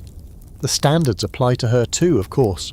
The poor woman is judged for everything. Is she too pale, too flushed, too outspoken, too meek? If she's affectionate with her husband in public, she's vulgar. If she's cold, she's heartless. If she mourns a child too long, she's indulgent. If she recovers too quickly, she's unnatural. She walks a knife's edge, and every other woman she knows is doing the same, smiling politely as they bleed internally from the weight of it. And the scholarly debate? It's a big one. Was Victorian motherhood genuinely oppressive or just misunderstood through a modern lens? Some argue that the domestic role gave women a rare kind of influence. They were queens of the home, guardians of moral order, educators of the next generation. But others point out that this queenhood came without autonomy. Women couldn't vote, couldn't own property after marriage, couldn't control their own fertility. The home might have been their domain, but it was also their cage. For the children caught in this web, the effects were real. You learned early that love was a performance, both given and received. You learned that disappointing your mother meant not just a scolding, but a profound, aching sense of failing the entire family name. You were a living reflection of her success or failure. And she was a woman being constantly told that she wasn't enough. So what does that mean for you? It means that every time you fall short, forgetting to curtsy, wrinkling your pinafore, being caught humming a non-hymn tune, you don't just feel childish guilt, you feel like you've wounded someone, not just because you were naughty, but because you've chipped away at your mother's already cracked sense of worth. And she'll let you know, not with rage usually, with silence, with sighs, with the quiet devastation of "I expected more from you." That kind of guilt sits deep, deeper than bruises, deeper than punishments. It's the guilt of being a child in a world where every adult is one mistake away from social ruin, and it's your job not to be the one who triggers it. So the next time someone praises the elegant restraint of mothers back in the day, you might want to ask, restraint from what? From love? From rest? From showing their children that being human isn't a flaw but a fact? Because behind every perfectly dressed Victorian child stood a woman, trying not to cry in front of the curtains. You're 12 now, maybe 13. You've learned how to keep your voice low, your skirt clean, your chin up, and your emotions somewhere deep behind your ribs. You've memorized a library's worth of rules, said thank you for your punishments, and learned how to sit for hours without shifting in your chair. So naturally, it's time for your next big step in Victorian development. Being physically sculpted into the role society has chosen for you, whether it fits or not. Because in this era, gender isn't just a social category. It's a full-body experience, complete with steel, fabric, shame and ceremony. Let's start with the girls. You wake up on your 12th birthday, and your maid enters the room carrying something new. It's not a cake, not a doll, it's a corset. Your first. It looks a little like a weapon, and a little like a punishment, and it kind of is both. Made of whalebone or steel stays with tight laces and stiff fabric, it's designed not to protect you but to reshape you. Because today your body stops being yours and starts being someone else's future wife. There's no gentle transition. You stand in your chemise while your maid pulls the laces. Tighter, tighter, just a little more, she says. You feel your ribs pinch inward. Your breathing shortens. You're told this is normal, necessary even. A good corset gives you posture, grace, and the all-important hourglass figure. Never mind that you're 12 and shaped more like a pencil than a sand timer. The corset doesn't care. It will make space where none exists. At first you faint. Often. Breathing becomes a delicate art form. Your spine aches, your stomach compresses, and meals become small and strategic. You learn how to chew slowly, how to sit without slumping, how to descend stairs like a porcelain figurine on wheels. And if you complain, you're told every proper young lady wears one. Don't you want to grow up with elegance? Here's your historical fact. By the mid-19th century, girls began wearing corsets as young as age 5, though training corsets were more commonly introduced between ages 11 and 13. Medical journals from the time warned against them, citing breathing problems, compressed organs, and even malformed ribs. But fashion and propriety nearly always won the debate. And the boys? Don't worry. Victorian society didn't forget about them. If you're a boy around this same age, you've likely just traded in your last set of breeches for trousers. This is a rite of passage, a silent signal that you're no longer a little boy, but a young man expected to shoulder responsibilities, stifle his feelings, and eventually die gloriously in a war or business deal. Your clothing becomes darker, more structured. Your collar stiffens, literally. Boys' collars were often starched so stiff they could cut the corners of your mouth if you turned your head too quickly. And you're expected to wear a waistcoat, even in summer, even if you're sweating like a draft horse. Because discomfort, in this Victorian imagination, meant discipline. If your shoes pinched and your jacket scratched, that meant you were developing character. But it wasn't just the clothes, it was the roles. Girls were taught to become wives. Boys were trained to become heirs. Not just to property, but to legacy. You'd spend hours learning Latin scripture. State management skills that had nothing to do with who you were, and everything to do with who you were expected to become. You didn't get to ask, do I want this? The answer was assumed. And here's your quirky fact. In many Victorian families, boys and girls weren't just raised differently. They were dressed alike until around age 5 or 6. Little boys wore dresses, just like their sisters. It wasn't about gender identity, it was about convenience. Easier to change diapers and clean up accidents. The breeching ceremony, when a boy got his first trousers, was often celebrated with cake and guests. Because nothing says welcome to masculinity like finally getting pockets. But once you cross that line, once you're corseted or collared, there's no going back.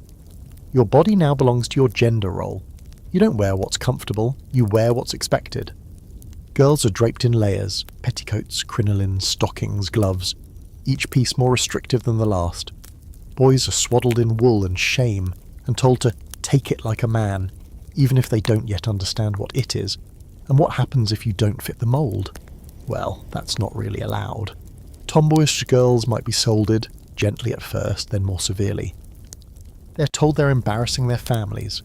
Effeminate boys are ridiculed, bullied, or quietly sent away to stricter schools. There is no room in the Victorian imagination for gender deviation. You are what your clothes say you are. No discussion. Here's your scholarly debate.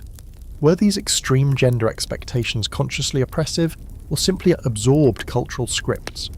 Some historians argue that Victorian parents genuinely believed these roles were natural, biologically ordained. Others suggest that the increasing separation of spheres, public for men, private for women, created an anxiety that trickled down into how children were dressed, taught, and treated. The more rigid the outside world became, the more rigid the home had to be to maintain appearances, and you as a child have no vote. You don't decide how tightly you're laced. You don't choose whether to study Latin or embroidery. You perform, you adjust, you endure. You learn to breathe shallowly, walk slowly, and never ever let anyone see how uncomfortable you are.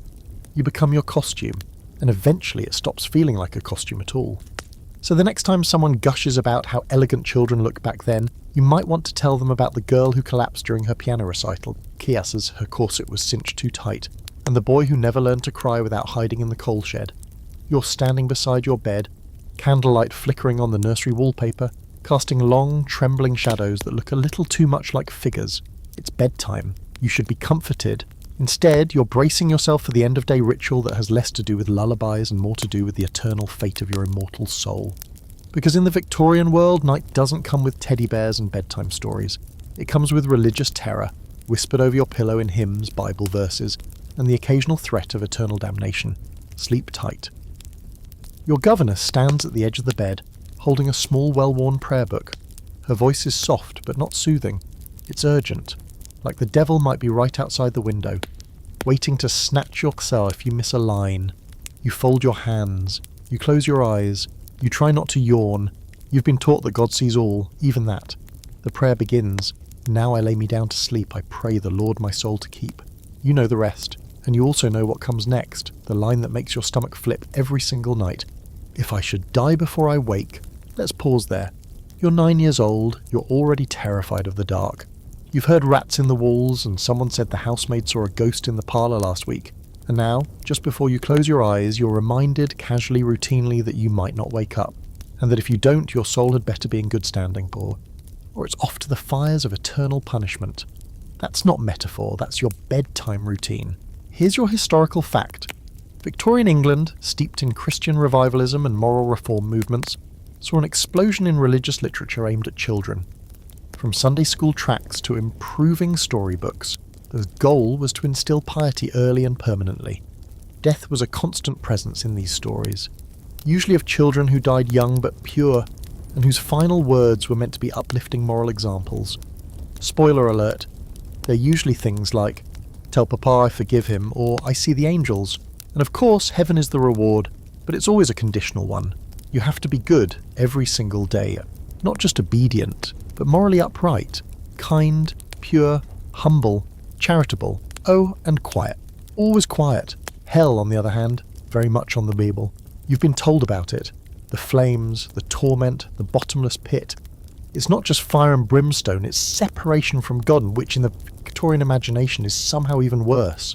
It's darkness. It's eternal regret. It's loneliness you can't imagine. And it's always there, just below your feet, waiting for liars and thieves and little girls who roll their eyes during morning prayers. Which brings us to your quirky fact. Some children were made to sleep with a religious tract tucked under their pillow, or a small wooden cross on the nightstand to keep away impure dreams. If you woke up crying, your nanny might not comfort you. She might whisper, "The devil tries the purest souls hardest," and then she'd tuck you back in, tight. Too tight. Sundays were the worst. The entire day was dedicated to religion, and that included bedtime. After church, you'd read from the Bible. Then you'd copy Bible verses. Then you'd sit still while your father lectured about sin, redemption, and eternal accountability. By evening, your brain was buzzing with guilt, confusion, and a growing suspicion that you were probably not good enough for heaven and might already be on the fast track to something far less pleasant. Even your dreams weren't safe. You were told to guard your thoughts, keep them clean. Don't imagine wicked things, don't question God, don't wish ill on your siblings. A bad dream might not just be a nightmare, it might be a test, or worse, a sign. And the scholarly debate. It's a good one. Was this religious intensity an earnest attempt to give children a moral framework in an unstable, high-mortality world? Or was it spiritual trauma wrapped in a velvet glove of piety? Some scholars argue that these teachings provided comfort. In a time when death could come for anyone at any moment, the idea of heaven offered hope, but others point out the psychological weight placed on children, especially the constant threat of hell for the smallest infractions. Kids weren't just afraid of punishment on earth, they were terrified of punishment after death. Forever. The divide between comfort and control is razor thin. For every parent who prayed over their child with love, there was another who used fear as discipline. And for children like you, raised under the constant surveillance of both God and governess, the line between sin and mistake is blurry. Did you forget your morning prayers? Or did you commit a mortal error? Did you think a bad thought about your cousin's new doll? Better pray harder tonight, just in case. And so you lie in bed, hands still folded, the covers feel heavy, like wool and judgment. You try to remember the good things you did today. You let your brother go first during lessons. You didn't complain when your boots rubbed blisters. You only lied once, and it was tiny, you think, maybe. Still you whisper a few extra Hail Marys, just to be sure, because if you die before you wake, you want that soul of yours kept. So the next time someone insists that children today don't have moral values like they used to, just ask them if they'd like to be tucked in with a story about eternal fire and judgmental angels. And then maybe hand them a copy of My Little Book of Martyrs and see how well they sleep. The mornings come early now, earlier than you'd like, and certainly earlier than your body thinks is reasonable. You're woken by the rattle of the fire poker downstairs, the smell of coal smoke creeping through the floorboards, and the stiff rustle of your governess's skirts moving through the hall like a phantom in buttoned boots. If you're from a wealthier household, this woman has probably raised you more than your mother ever did.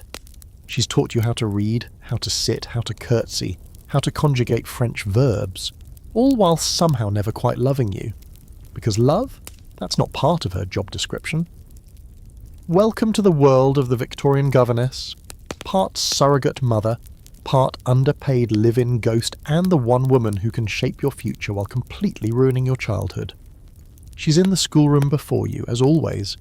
You sit, straighten your back without being told, and open the day's lessons, arithmetic, geography, religious instruction. Your sister fumbles the date on the blackboard and earns a quiet sigh. Your brother slouches, and the governess's eyebrow arches just slightly. These are the kinds of women who command without ever raising their voice, the kind who carry a ruler, not for measuring, but for correcting. And no matter how long she's lived with your family, you call her Miss, never her first name. She eats her meals in the servants' quarters. She doesn't join you for church or dinner parties or picnics unless instructed. She is not staff, but not family. She is the most invisible central figure in your life, and she knows it. Here's your historical fact. In Victorian England, governesses were often unmarried, educated women from middle-class families who had fallen economically. Teaching became one of the only respectable options for women who didn't marry, and many found themselves isolated, underpaid, and emotionally strained, living in the same house as their employers, while never truly belonging. This is not a woman who smiles often. She has rules. Rules about eye contact, rules about posture, rules about how many times you're allowed to sneeze during a recitation. She corrects your grammar mid-sentence. She refuses to let you write left-handed, because left is unladylike, sinister even. She makes you repeat entire paragraphs if you drop your voice at the end of a sentence, and she's always watching. You start to feel like she exists in the walls, like one of the paintings with eyes that follow you.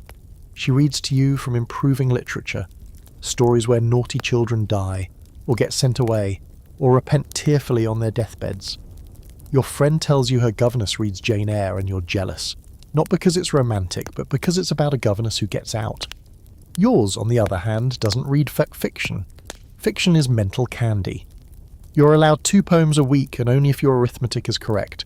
You're not sure if she likes you. Actually, you're not even sure she's capable of liking anyone. And yet she knows everything about you. She knows when you're faking a cough, she knows when you're lying. She knows the name of your imaginary horse, and that you sometimes talk to the doll you swore you'd outgrown. And still, she never crosses the line into tenderness, because she's not your mother, and she's been told to remember that. Now here's your quirky fact. Governesses were often so feared by their employers, especially mistresses of the house, that they were banned from dining with the family. Not because of their status, but because they were considered dangerously respectable. That is, too well bred to be treated as servants, but too socially precarious to be considered equals. Some Victorian novels actually featured governesses as seductive threats to the household. Imagine trying to teach Latin while also being suspected of seducing Lord Cravendale over the buttered crumpets. The emotional distance, though, is the part you carry, because despite her strictness, this governess has become the voice in your head. When you hesitate before answering a question, you hear her say, "Think first." When you reach for a second biscuit, you hear, "Is that necessary?" Even when she's not in the room, she's in your bones. There's also the matter of trust. You're not entirely sure she's on your side. If you misbehave badly enough, she reports you to your parents. She might even suggest stricter punishments. She's not your ally, she's your warden. And yet, she's also the one who holds your hand during dictation, who adjusts your pen grip, who wipes the ink off your nose without making you feel like a disaster. She's the one who remembers that you prefer your copybooks without lines. She notices when you're too quiet. She pretends not to. Here's the scholarly debate. Did governesses empower young girls by giving them a female intellectual role model, or did they reinforce the system by being its most disciplined gatekeepers? Some argue that governesses, educated and often unmarried, offered children, especially daughters, a glimpse of an alternative life path. A woman who read, wrote, taught and lived independently. Others point out that these same governesses were often strict enforcers of the very rules that restricted girls: modesty, obedience, silence. For boys, the experience was different. If you were old enough, you'd be shipped off to boarding school, and the governess would become a thing of the past. But for girls, especially in upper-class families, she might remain until you were 15 or 16. Long enough to shape your views on womanhood, intelligence, and how little affection you should expect from people who are supposed to care for you. And eventually she leaves. No fanfare, no long goodbye, just a letter from your father saying Miss Wilkins has accepted a new post, or returned to care for her ailing aunt. She disappears, like a servant quitting in the middle of the night, and suddenly you realise you don't know if she had any family. You don't know where she was born, you never once asked what she wanted for Christmas. She's just gone, and part of you is relieved, but part of you aches in a place you can't name. Because for all the rules and the cold stares and the grammar corrections, she was the closest thing to a guide you ever had. Not a mother, not a friend, but a woman who knew how to survive in the world you're being trained to enter. And now that voice, the one that knew when to whisper enunciate or chin up, is gone. You're on your own. So next time someone says, "I wish we still had governesses, so refined, so proper," you might want to ask them how they'd feel being raised by a woman who knew everything about them and was never allowed to love them. It's family photo day. You've been scrubbed, statued, brushed and buttoned within an inch of your life. Your collar is slicing into your neck, your boots are polished to a mirror shine, and your hair has been parted so sharply that it feels like your scalp's been split in two. You stand in the parlour, fidgeting only in your mind while your father barks gentle orders and your mother makes last-minute adjustments to your sister's dress. The photographer, a man with an expression like overcooked oatmeal, is setting up his enormous box camera under a velvet drape. There's only one rule in Victorian portraiture, and you already know it by heart. No smiling, ever. You line up in front of the backdrop, painted ivy, maybe a garden gate. You're told where to stand, where to look, how to place your hands. The photographer counts to 10 slowly. The exposure takes several seconds, so you mustn't blink, mustn't twitch, mustn't move a muscle. What you're doing is serious, because this photo isn't just a memory. It's a statement, a declaration, a Victorian family in all its upright, unflinching glory. You might want to smile, you might want to laugh, especially if your baby brother just sneezed directly into his waistcoat. But smiling isn't done, not just because it would ruin the photo, but because it would ruin the message. A smiling child in a Victorian portrait is suspicious, undisciplined, possibly foolish. Proper children sit still, look serious, and stare off just to the side of the lens as if contemplating eternity. Here's your historical fact: long exposure times in early photography made holding a smile impractical, so early portraits often show neutral or grim expressions. But even after exposure times shortened, the cultural expectation remained. A serious face indicated refinement, intelligence, and most importantly, control. Children, like their parents, were expected to present a stoic exterior to the world. So you sit stiffly on the velvet chair, your small hands folded in your lap. The camera clicks. That's it. That's your image preserved for all time. No second chances, no candid laughs, no redos with bunny ears behind your sibling's head. This is what your great-great-grandchildren will see. A tiny adult in miniature boots, looking like you just watched a carriage accident and were told to take it as a learning experience. And when the photo's printed and framed, it's displayed in the drawing room, not because it shows who you are, but because it shows who your family wants to be seen as. Respectable, well-bred, contained. It's not about capturing a memory, it's about establishing rank. Let's add a quirky fact. Some families, unable to afford frequent portraits, would reuse clothing and props between children to save money. That means the baby in the photo from 1863 might be wearing the exact same christening gown as the baby in 1872, passed down, re-washed, and restarched so often it practically stood up on its own. You weren't just inheriting your siblings' clothes, you were inheriting their image. Now, these portraits weren't confined to formal studios. Travelling photographers brought backdrops and equipment to rural towns and manors, setting up temporary parlours of propriety. They'd rearrange your living room, push aside the piano, and turn it into a stage for your family's performance. And you'd do it gladly. Because for many families, this single photo was the only one they'd ever have. One frozen at moment to prove they existed, and that they did it properly. It wasn't just family portraits either. You had school photos, confirmation photos, mourning portraits, engagement daguerreotypes. Every life event documented not with joy but with gravity. Even birthday photos were composed like oil paintings. No cake, no candles, just you, a chair, a stiff expression, and the eternal weight of family expectation pressing through the glass. But here's where it gets darker. Sometimes not everyone in the photo was alive. We've touched on postmortem photography before, but it bears repeating. There are portraits from this time that include both the living and the recently dead. A mother holding a baby who passed hours earlier. A sibling propped up with hidden supports. And everyone still serious. Because the boundary between life and death was thin, but decorum was thick. Now, the scholarly debate. Were these portraits a genuine attempt to immortalise loved ones, or were they just another performance of status and control? Some argue that in a world without social media, the portrait was a family's most important expression of identity, a chance to craft an image of moral and social worth. Others suggest it was pure theatre, a visual extension of the same Victorian obsession with appearances that led people to discipline their children into silence and dress them like miniature diplomats. You, of course, don't know any of that. You just know that when you look at the framed portrait on the mantel, you don't recognise yourself. That girl with the rigid spine and vacant eyes isn't the one who runs through the garden or laughs when the dog sneezes, or cries in secret when she rips her only good gloves. That boy with the comb marks still visible in his hair isn't the one who got grass stains on his knees, chasing frogs or whispered jokes under his breath at breakfast. The portrait is true but not honest. Still, you play your part, because when guests come by and see the photo, they always say the same thing. What lovely children, so well behaved. And your mother beams, and your father nods, and you stand a little taller, not out of pride but out of obligation. So the next time someone sighs over an old photograph and says, "Children just looked so well-mannered back then," maybe remind them that what they're seeing isn't joy. It's a child holding their breath, forever.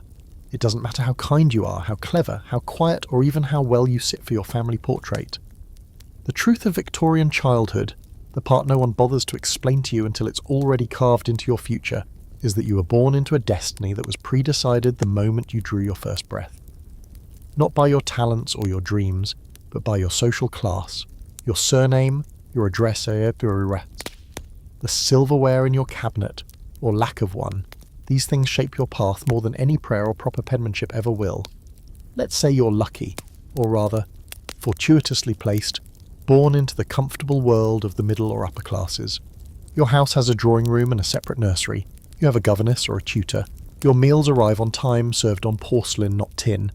You're trained not just in reading and writing, but in being a certain kind of person. One who understands table manners, Latin conjugations, and which fork is meant for what. You're not just educated, you're polished, because you're being groomed for something specific, to stay exactly where you are, or if possible, to marry or inherit up. You might not be told this outright, but you learn it quickly, in how your parents speak to the housemaid, in how your governess corrects your slang, in how your father tightens his jaw when the butcher's boy tracks mud into the hallway, People are placed in boxes, classes, ranks, castes, and those boxes don't come with exit doors. Not unless someone dies, marries rich, or gets impossibly lucky. And even then, society remembers where you started, and sometimes it never lets you forget. But if you're born into the lower class, well, your version of childhood is a completely different script. No drawing rooms, no governesses. You learn not to conjugate verbs, but to keep your head down. You don't worry about table manners because you're more concerned with whether there will be a table tonight. Or food. You work early, eat fast, and go to sleep in a room that smells like damp stone and overcooked cabbage. You don't have a wardrobe, you have one coat, you don't get bedtime stories, you get shouted at for not finishing chores. Here's your historical fact. In 19th century Britain, social mobility was extremely limited. The Industrial Revolution may have expanded the middle class, but for most people, especially children, where you were born was where you stayed. Class dictated not only your schooling and employment, but also your life expectancy, access to medicine, and even the likelihood of surviving infancy. And here's a quirky fact. Victorian census records included details like number of rooms in the home, number of servants, and even the number of fireplaces, because warmth was a luxury. So yes, people were literally being measured by how many hearths they had. Forget your GPA. Your future hinged on how many chimneys you could claim. Children in wealthier homes might complain about piano lessons or itchy stockings, but poor children didn't have the luxury of such minor miseries. They faced workhouses, factories, and streets that doubled as playgrounds and death traps. Their school, if they had one, was part-time and overcrowded. Their teachers were underpaid and overwhelmed. Their futures were as thin and hard as the bread they ate, and let's not pretend these children didn't notice the differences. Oh, they noticed, even if they couldn't name it. They saw the other children walking by with polished boots. They knew who had white collars and who wore patched-up boost smocks. They learned early not to expect fairness, that life wasn't about merit, but placement. Your worth wasn't something you proved. It was something you were born with, or without. Sometimes the classes brushed up against each other. A wealthy child might be told not to play with the gardener's son. A nursemaid might let her charge play briefly with a neighbour child, only to separate them before common habits took root. Even friendships were policed by class. You might find someone who makes you laugh, who shares your secret treehouse spot, but if they live on the wrong street, it ends before it begins.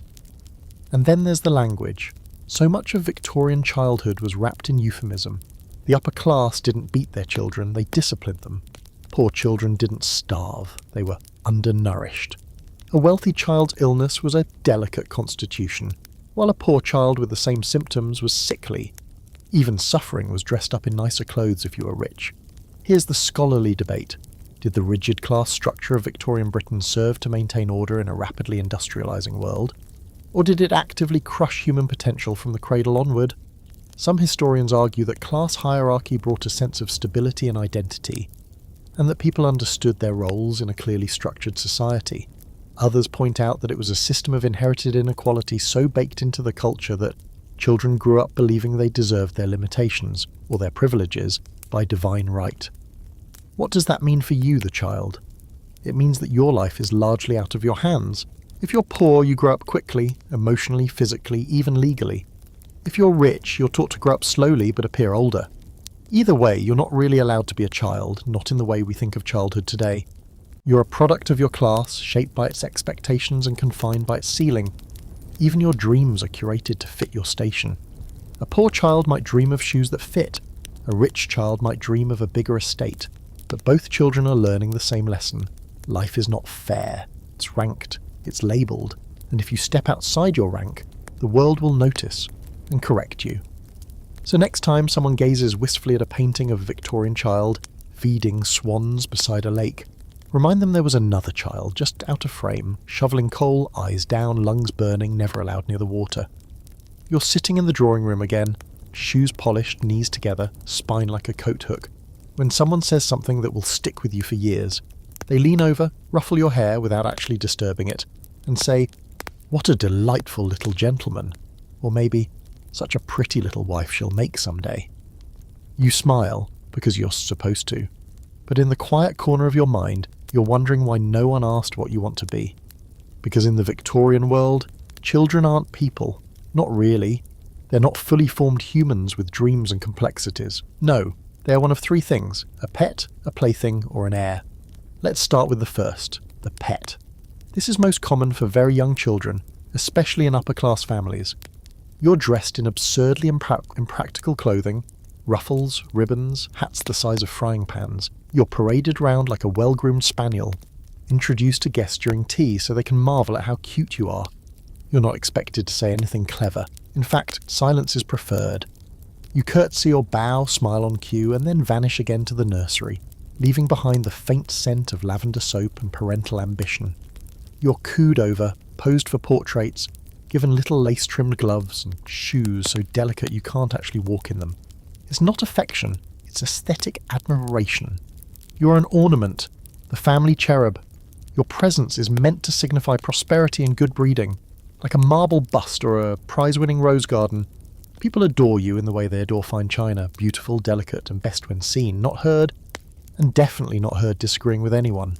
Then there's the plaything role, which begins somewhere between toddlerdom and adolescence. You're old enough to have opinions, but not old enough for them to matter. Your role is to perform, dance for relatives, recite poetry, show off your French, do a clever trick or two to make dinner guests smile. You're the after-dinner entertainment, a novelty act in satin. Here's your historical fact.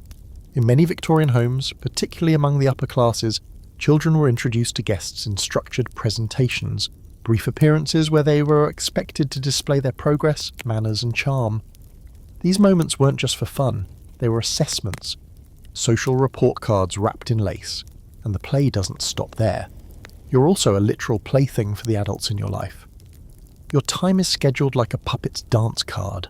Lessons, meals, practice, walks, posture drills, public appearances. And yes, maybe you get toys, but those aren't for joy. They are for preparation. Little girls get little dolls, miniature humans to dress, scold and care for, not as a game, but as training for future motherhood. Little boys get tin soldiers and building blocks, tiny kingdoms to conquer and manage. Play is productive. Play is purposeful. If you're having fun for its own sake, you're probably doing it wrong. Now we come to the most permanent role, the heir. This one's tricky, because it doesn't depend on your talent or work ethic or dreams. It depends on your gender and birth order. If you're the firstborn son, congratulations. You're the future. Everything around you is preparing you to take over. Not just the estate, but the name, the reputation, the family is standing in society. Your success is expected. Your failure, catastrophic. You're enrolled in the best schools your father can afford or pretend to afford. You learn Latin before you learn how to cook an egg. You're taught fencing, politics, economics, land management. Your handwriting must be precise. Your accent must be correct. And if you show even a hint of softness, crying during a sermon, flinching during a fox hunt, people notice. And they don't forget. But what if you're not the heir? What if you're the second son, or the fourth, or a daughter? Then your value shifts. Maybe you're a spare, destined for the clergy or the military. Maybe you're a bargaining chip, married off to form alliances, strengthen fortunes, or polish the family name. You become useful, strategic, lovable perhaps, but only within the narrow confines of what you're for. Here's your quirky fact. Victorian families would often refer to their children's future roles to their faces. A boy might be called our little soldier, even before he could read. A girl might be told one day you'll make some man very happy, as though her entire personality was a dowry in waiting. There were even family nicknames like the clever one, or the delicate one, which sounded cute but functioned like labels in a curio cabinet. And here's the scholarly debate. Were Victorian children truly objectified in their upbringing, or is this a modern projection? Some historians argue that parents of the time genuinely loved their children and did their best within the cultural framework they knew. They say these roles, pet, plaything, heir, weren't dehumanizing, just structured. Others point to the rigid emotional distance, the performative affection, and the lack of autonomy as signs that childhood was less about development and more about display. You weren't raised, you were presented, and so you sit in your chair, hands folded, wondering what your role is. Maybe you're the pretty one. Maybe you're the smart one. Maybe you're the one nobody really talks about, unless someone needs help with Latin homework. Either way, you're learning early that your identity isn't something you build. It's something you inherit, like your family crest or your mother's anxiety. Eventually, you stop asking what you want to be when you grow up, Because you already know, they've told you, over and over, in words, in gifts, in rules, in silences. You're a piece on a chessboard that was set long before you took your first step. You don't get to move freely. You get moved. Strategically, carefully, lovingly perhaps, but not freely. So the next time someone says, children used to know their place, just remember, that place was often as an accessory, a legacy or a backup plan, and almost never as a person. You wake up before sunrise to the clatter of water in a basin and the familiar dread of your morning routine. No one smiles, no one asks how you slept, you just know what comes next. You're handed a washcloth, dipped into the water so cold it feels like punishment for something you haven't done yet. The governess stands nearby, not to help but to watch, as you scrub behind your ears, your neck, your fingers, your soul. Because in the Victorian world, cleanliness isn't just about hygiene, it's about morality, and if you're too soft, too joyful, too undisciplined, there's a fix for that. It's called breaking the spirit, and yes, it's exactly as grim as it sounds. This isn't parenting, it's a philosophy, one that says children are born wicked, wild and selfish, little beasts that must be tamed into civility through structure, correction, and, if needed, a little suffering. The idea is that your spirit, your natural impulses, emotions, curiosity, must be bent into obedience like a tree forced to grow straight in a narrow box. No deviations, no indulgence, just control. Victorian manuals didn't dance around the idea. They said it plainly. A child left to their own devices would become lazy, sinful, possibly even mad. The solution? Constant surveillance, rigorous routines, emotional detachment, and the occasional cold bath to remind you that comfort is not a birthright. Let's start with that bath. It's not a pleasant soak. It's not even about getting clean. It's an exercise in fortitude. You're ordered to strip and step into a shallow tub filled with water that feels like melted snow. It's often early in the morning when your body is still warm from sleep and your bones aren't ready for such brutality. You lower yourself in, trying not to cry. Crying gets you labelled overly sensitive. A character flaw, you endure, you shape, you whisper a prayer, and then, like always, you thank the governess. Here's your historical fact. In Victorian England, hydrotherapy was considered a remedy for everything from laziness to immoral urges. Cold baths were believed to suppress sinful thoughts, particularly in boys. There were even institutions that practiced water discipline on children who daydreamed too much or struggled with concentration, as if freezing their blood would heat up their moral compass. And if the baths don't work, there are other methods. Some children are put on strict fasting regimens, not because they're overweight, but because hunger is believed to encourage humility. Too much food makes children sluggish. Full stomachs lead to idleness. And idleness, that's the devil's playground. Or perhaps the method is silence. You're given reflection hours, during which you must sit quietly in a room with nothing to entertain or comfort you. No toys, no books. Just you, your guilt, and a chair with poor lumbar support. If you fidget, you start over. If you cry, you're reminded that tears are manipulative. You're not being punished. You're being formed. Here's your quirky fact. Some families kept virtue journals for their children, daily logs of behaviour, complete with moral grades. If you scored too low, you didn't get sweets, or playtime, or, in extreme households, the right to speak during meals. Imagine being 10 years old and getting an emotional report card from your father titled Temperance, D+. The ultimate goal of all this wasn't a happy child, it was a controlled one, a quiet child, a useful child, and even a joy had to be monitored.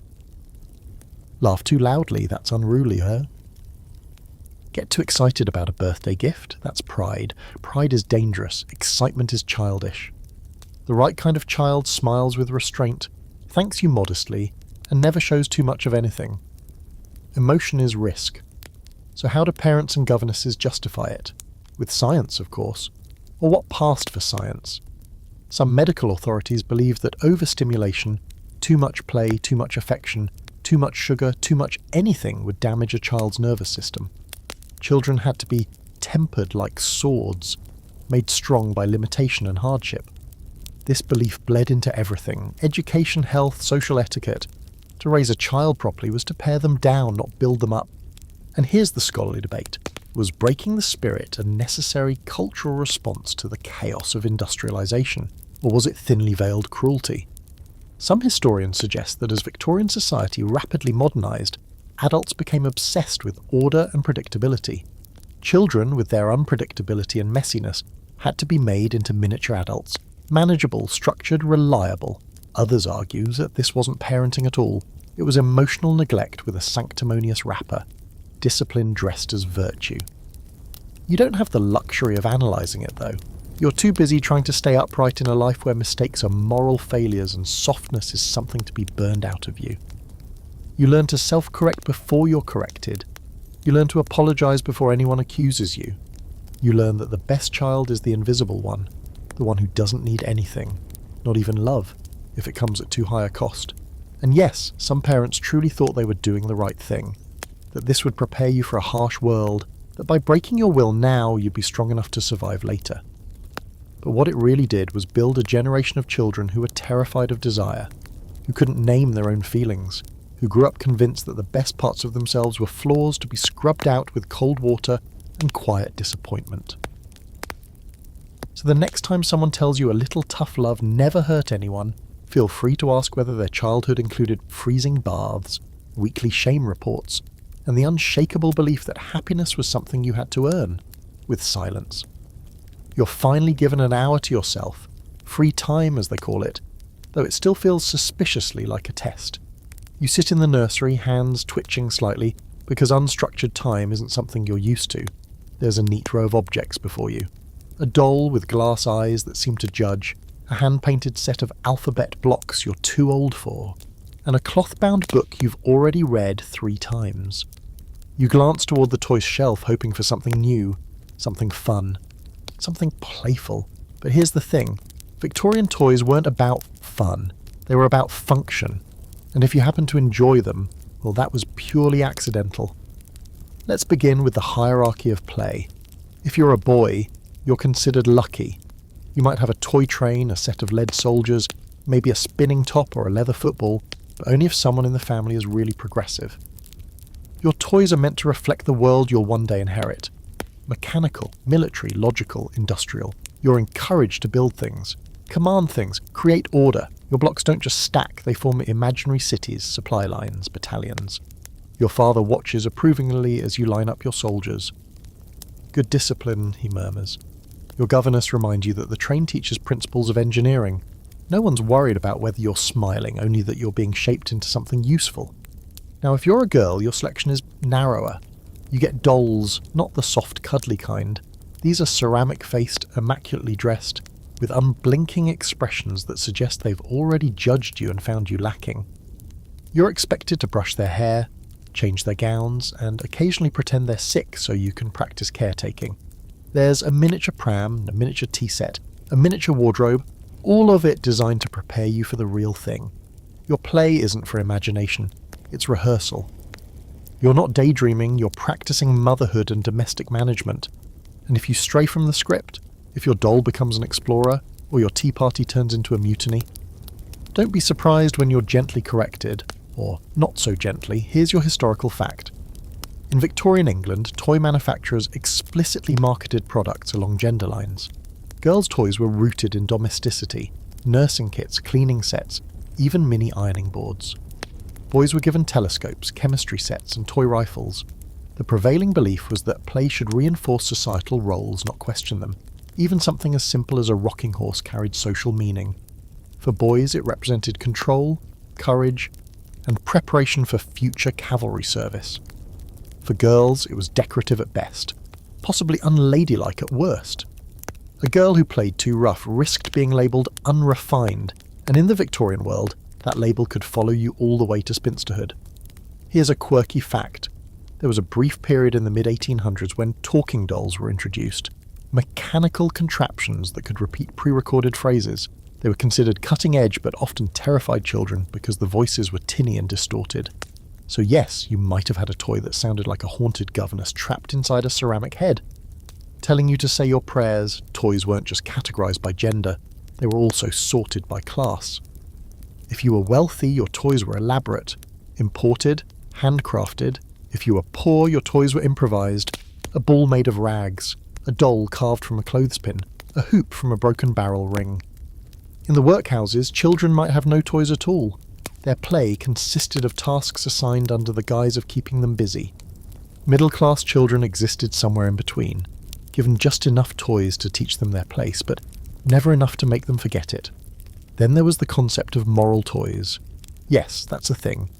These were designed not to entertain, but to educate. Board games where virtue was rewarded and vices were punished. Books with titles like The Disobedient Doll or Good Little Girls Get Jam. The idea was to make playtime an extension of moral instruction, fun, but with a warning label. And the scholarly debate? It's as layered as a Victorian petticoat.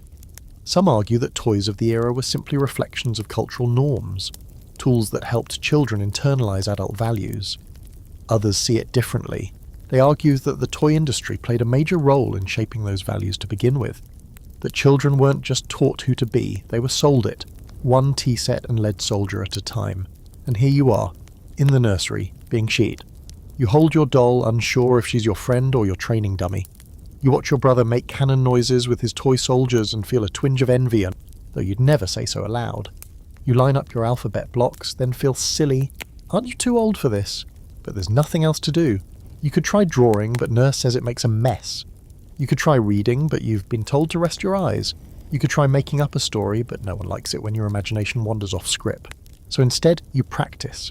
You arrange the teacups. You pretend your doll has a cough. You scold her gently. You rock her to sleep. You whisper, there, even though no one's ever whispered that to you. And that's the point, isn't it? Your toys teach you how to be the adult your society wants you to become. Not happy, not expressive. Just prepared, proper, predictable. So the next time someone smiles at a display of antique toys and says, "Weren't things just so charming back then?" go ahead and ask them how charming it would be to play the same game every day, knowing it wasn't for fun but for practice. It starts with the sound of polished boots on stone. Not hurried, not loud, just purposeful, rhythmic, the kind of footsteps you learn to recognise and fear. It's your father, of course, or maybe your headmaster if you're away at school. Either way, when he enters the room, the air changes. Tighter, quieter. You stand straighter. You stop whatever you're doing, whether you're sketching in the corner or breathing too freely, because in the Victorian world, authority doesn't speak, it looms. And when it does speak, it's rarely a conversation, it's a verdict. You don't talk with your father. You report to him. He doesn't ask questions to learn about your feelings, he asks them to test your answers. His voice is calm, clipped, rarely raised, because the threat of anger is more powerful than the outburst itself. You know when you've disappointed him. You know by the subtle narrowing of his eyes, the precise way he folds his newspaper, the way he says, "I see," without looking up. That's not forgiveness.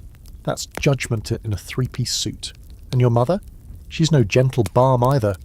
She may not scold as loudly, but her disapproval lands with the same weight. A raised eyebrow, a withdrawn kindness, a prolonged silence at dinner. The Victorians were masters of silent punishments. No need for shouting when a well-timed "I'm very disappointed" can ruin your entire week. Here's your historical fact. Victorian child-rearing guides often emphasise that parents should be revered, not befriended. Authority in the home was considered sacred. Parental discipline wasn't just about behaviour, it was about instilling fear of moral failure. Disobedience wasn't merely naughty, it was a sign of a soul veering off course. You don't challenge them. You don't even consider challenging them. Questions are discouraged. Doubt is dangerous. If you ask why, you risk being labelled disrespectful. Your job isn't to understand, it's to obey. Which brings us to your first real brush with punishment. Not a slap on the wrist, not a scolding, but something more elaborate. Perhaps it's writing lines. "I will not speak out of turn." Written 100 times before supper. Or maybe it's being made to kneel in the hallway for an hour staring at the wall. If you cry, you're told to stop being dramatic. If you don't, you're praised for your strength of character, as if holding in tears is a sign of spiritual growth. And it gets stranger. There are punishments that feel more like theatre than discipline. One boy in your school is made to wear a sign around his neck for a week that says "I lie." A girl in your cousin's household was forbidden to speak for 2 days after misquoting scripture at breakfast. Another child you know had to eat alone in the scullery for a month for stealing jam. Stealing jam. A death row level offence in a world where sugar is Camor. Here's your quirky fact.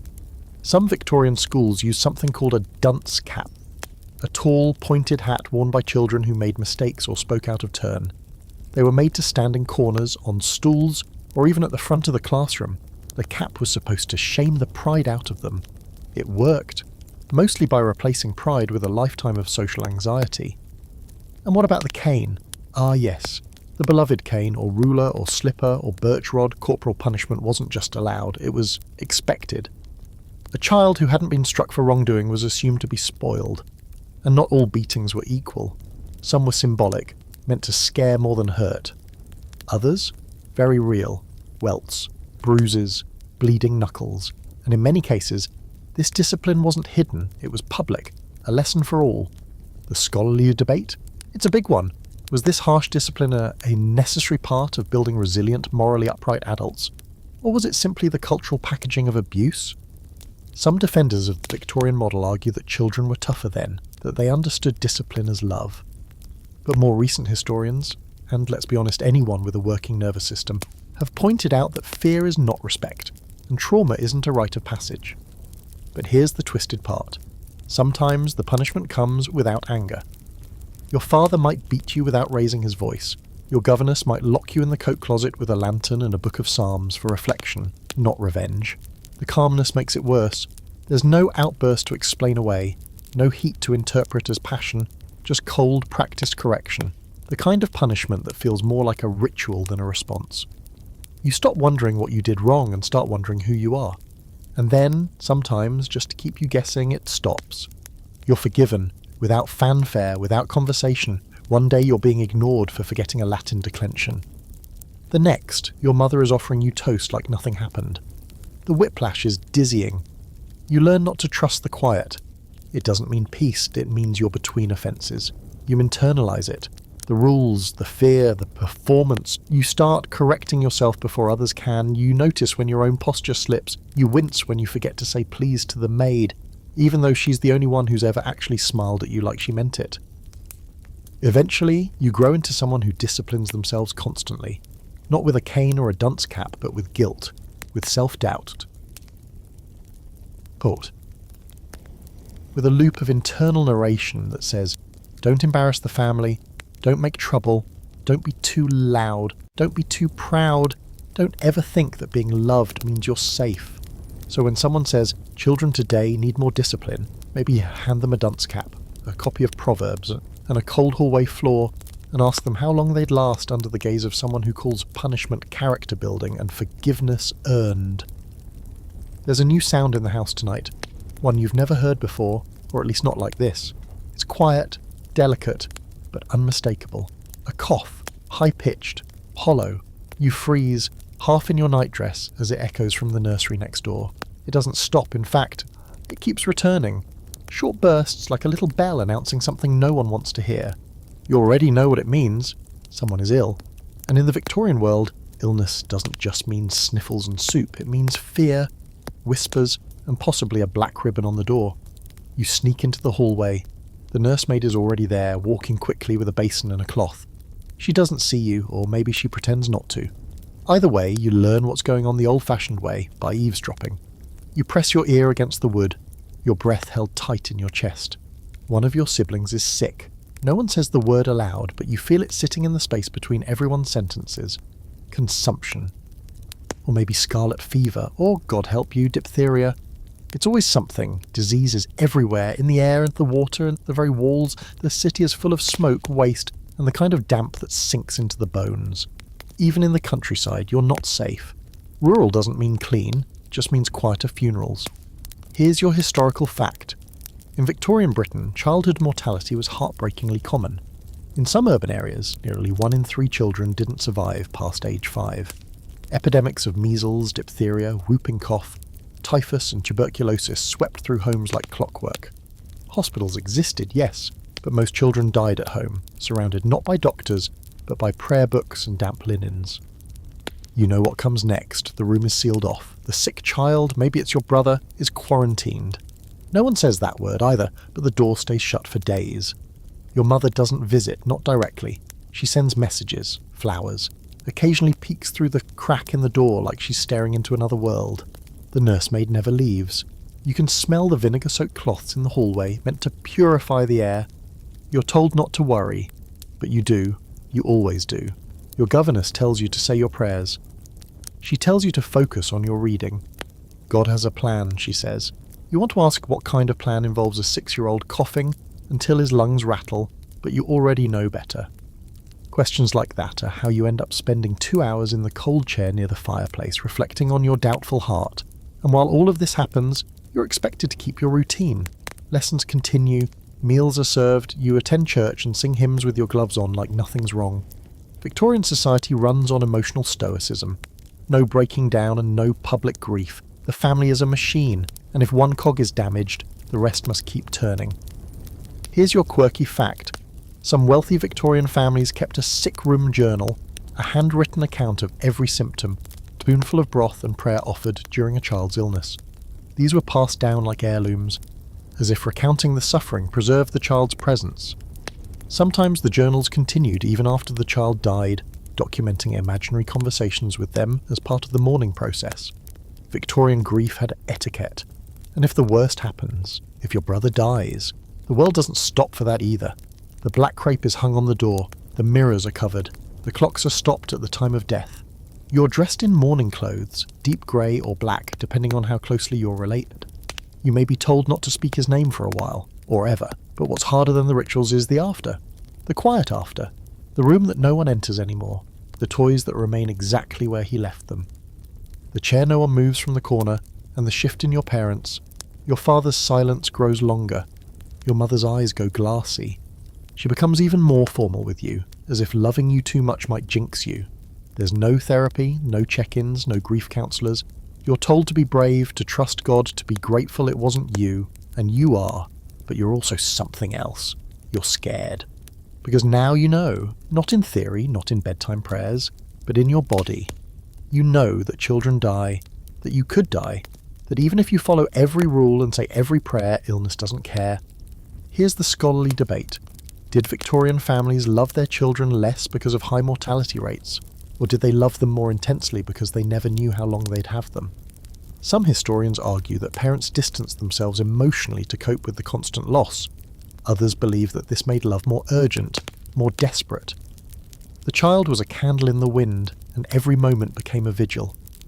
You don't know which version your family belongs to. You just know that since the fever swept through, everything has changed. The house feels colder. Your governess corrects you less harshly.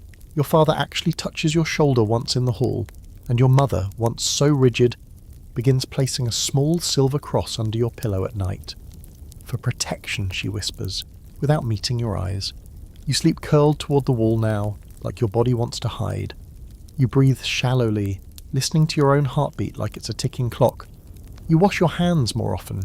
You say every prayer twice. You hold on to your doll longer, even though you're too old for her, because she doesn't mind if you're afraid. And when your cousin visits and says, "Children are so resilient," you want to ask her how she knows, because you're not resilient. You're just surviving, which in the Victorian world is more than most children get to do. Time moves differently now, slower but heavier. You're older, at least old enough for people to start watching you differently. They don't speak to you like a child anymore, but they don't speak to you like an adult either. You're in that murky, uncomfortable stage the Victorians never quite knew what to do with. Adolescence. That awkward bridge where your body changes, your thoughts deepen, and the world starts shoving you toward adulthood whether you're ready or not. Spoiler alert, you're not. No one says the word teenager, that's a 20th century luxury. Here, you go from child to adult like you're jumping a stream in your Sunday shoes. One day you're reciting your multiplication tables, the next you're being told how to manage a household or inspect a tenant farm. There's no slow rise, no gradual change, just an invisible line. Cross it and childhood is over. No fanfare, no warning. If you're a girl, your time is probably up by 12 or 13. You've been corseted, trained in embroidery and modesty, and now your name is beginning to float through conversations about matches. Not card games, marriage matches. There's talk of dowries, of good families, of what kind of wife you'll make. You don't know how to cook a roast or balance an account book, but you're expected to help run a home. Your mother begins correcting you more often in front of others, not less. You're being shaped publicly now, presented like a product about to be shipped. You learn to walk slower, speak softer, laugh less. And always remain modest, eyes down, voice down, hopes down. If you're a boy, you might get a few more years, but not many. You're now expected to show manly bearing. That means less emotion, more silence, perfect posture, and an ability to pretend you know things you don't. You're sent to a more serious school or apprenticed to your future. Business, clergy, military. Whatever path your father has etched out for you, you're expected to follow it without complaint and ideally without much personality.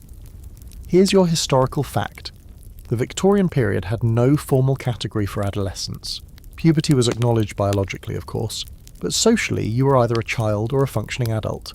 Once you hit puberty, you were expected to transition into your adult role, with very little consideration for psychological development or personal readiness. You might think your changing body would be discussed, or at least acknowledged. It's not. You wake up taller, broader, with new hair in new places, and no one offers a single kind word or explanation. If you're a girl, you're handed a booklet or a few awkward sentences about monthly responsibilities and told to carry on with grace. If you're a boy, you're expected to know what to do, as if masculinity comes pre-installed like a grandfather clock. And the emotions are the real problem. You feel everything more now. More anger, more confusion, more longing for freedom, for understanding, for someone to just tell you it's okay to be scared of growing up. But you can't say any of that out loud. Your feelings are inconvenient now. Your tears are embarrassing. Your fears are weaknesses. You're told to grow up and yet still scolded when you act like an adult in the wrong way. Here's a quirky fact. Some Victorian boys were made to wear special posture vests during adolescence to ensure they grew up straight-backed and dignified. These contraptions looked like a mix between a corset and a straitjacket, because, of course, nothing says you're becoming a man like being strapped into anxiety cloth. Girls didn't fare better. They were judged constantly on their transition. A girl who developed too quickly might be watched for signs of promiscuous leanings. A girl who didn't develop enough was whispered about in worried tones. Either way, your body became public property, a topic of family analysis, social speculation, and medical commentary. Here comes the scholarly debate. Did the Victorians intentionally suppress adolescent identity to maintain social order? Or did they genuinely fail to recognise it as a distinct phase of life? Some historians argue that this silence around adolescence was strategic. It kept young people from asking too many questions, from thinking of themselves as autonomous beings. Others suggest that the adults were just as confused by it as the kids were, and opted for a cultural, let's not talk about it approach. So what does this mean for you personally? It means you grow up confused. You learn to doubt your instincts.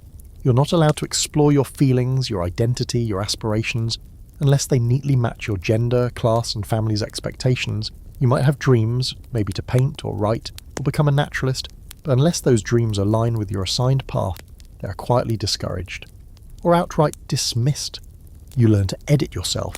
You learn which thoughts are acceptable, which emotions are safe, which parts of you should be buried so deep no one ever finds them, including yourself. But beneath all this, something else grows. Quietly, resiliently, a small stubborn flame of rebellion. You might not show it, but it's there, in the way you hide books under your mattress, in the notes you pass to your siblings, in the smirk you barely suppress when someone tells you what kind of man or woman you must become. You may be shaped by your era, but you're not erased by it. Not entirely. So the next time someone says, Victorian children were so mature for their age, maybe remind them that they had no choice. Maturity wasn't a sign of wisdom. It was a costume stitched together by fear, expectation, and a total lack of emotional safety. And beneath all that lace, starch, and silence, there was still a kid, growing into adulthood with nothing but rules and rituals to guide them, and not a single adult willing to say, it's okay not to know who you are yet. And now, you're here. In this strange silent space after the story has wound itself out like the last thread from a fraying sleeve. You've walked through 25 rooms of Victorian childhood ducked under starched tablecloths, slipped past governesses with steel eyes, and listened at the doors of things most people would rather forget. So let's take a breath together.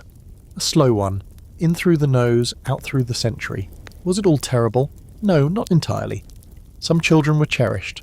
Some were lucky enough to have kind nurses, indulgent tutors, or siblings who told stories under the covers when the gaslights went out. There were moments of softness, of stolen joy, of whispered laughter behind hedges, of books read by candlelight under a quilt. But they were not the default. Joy had to sneak in. It had to be clever and quiet, like you've had to be. You might be thinking now, what does any of this have to do with sleep? And honestly, I see everything.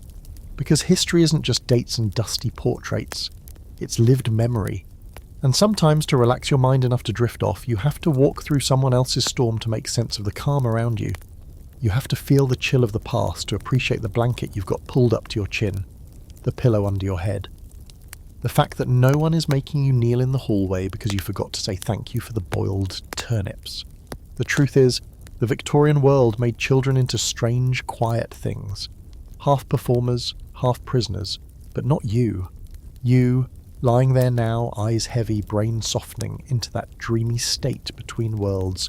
You have space to feel, to breathe, to grow in your own direction, not the one penciled into a family ledger before you could even talk.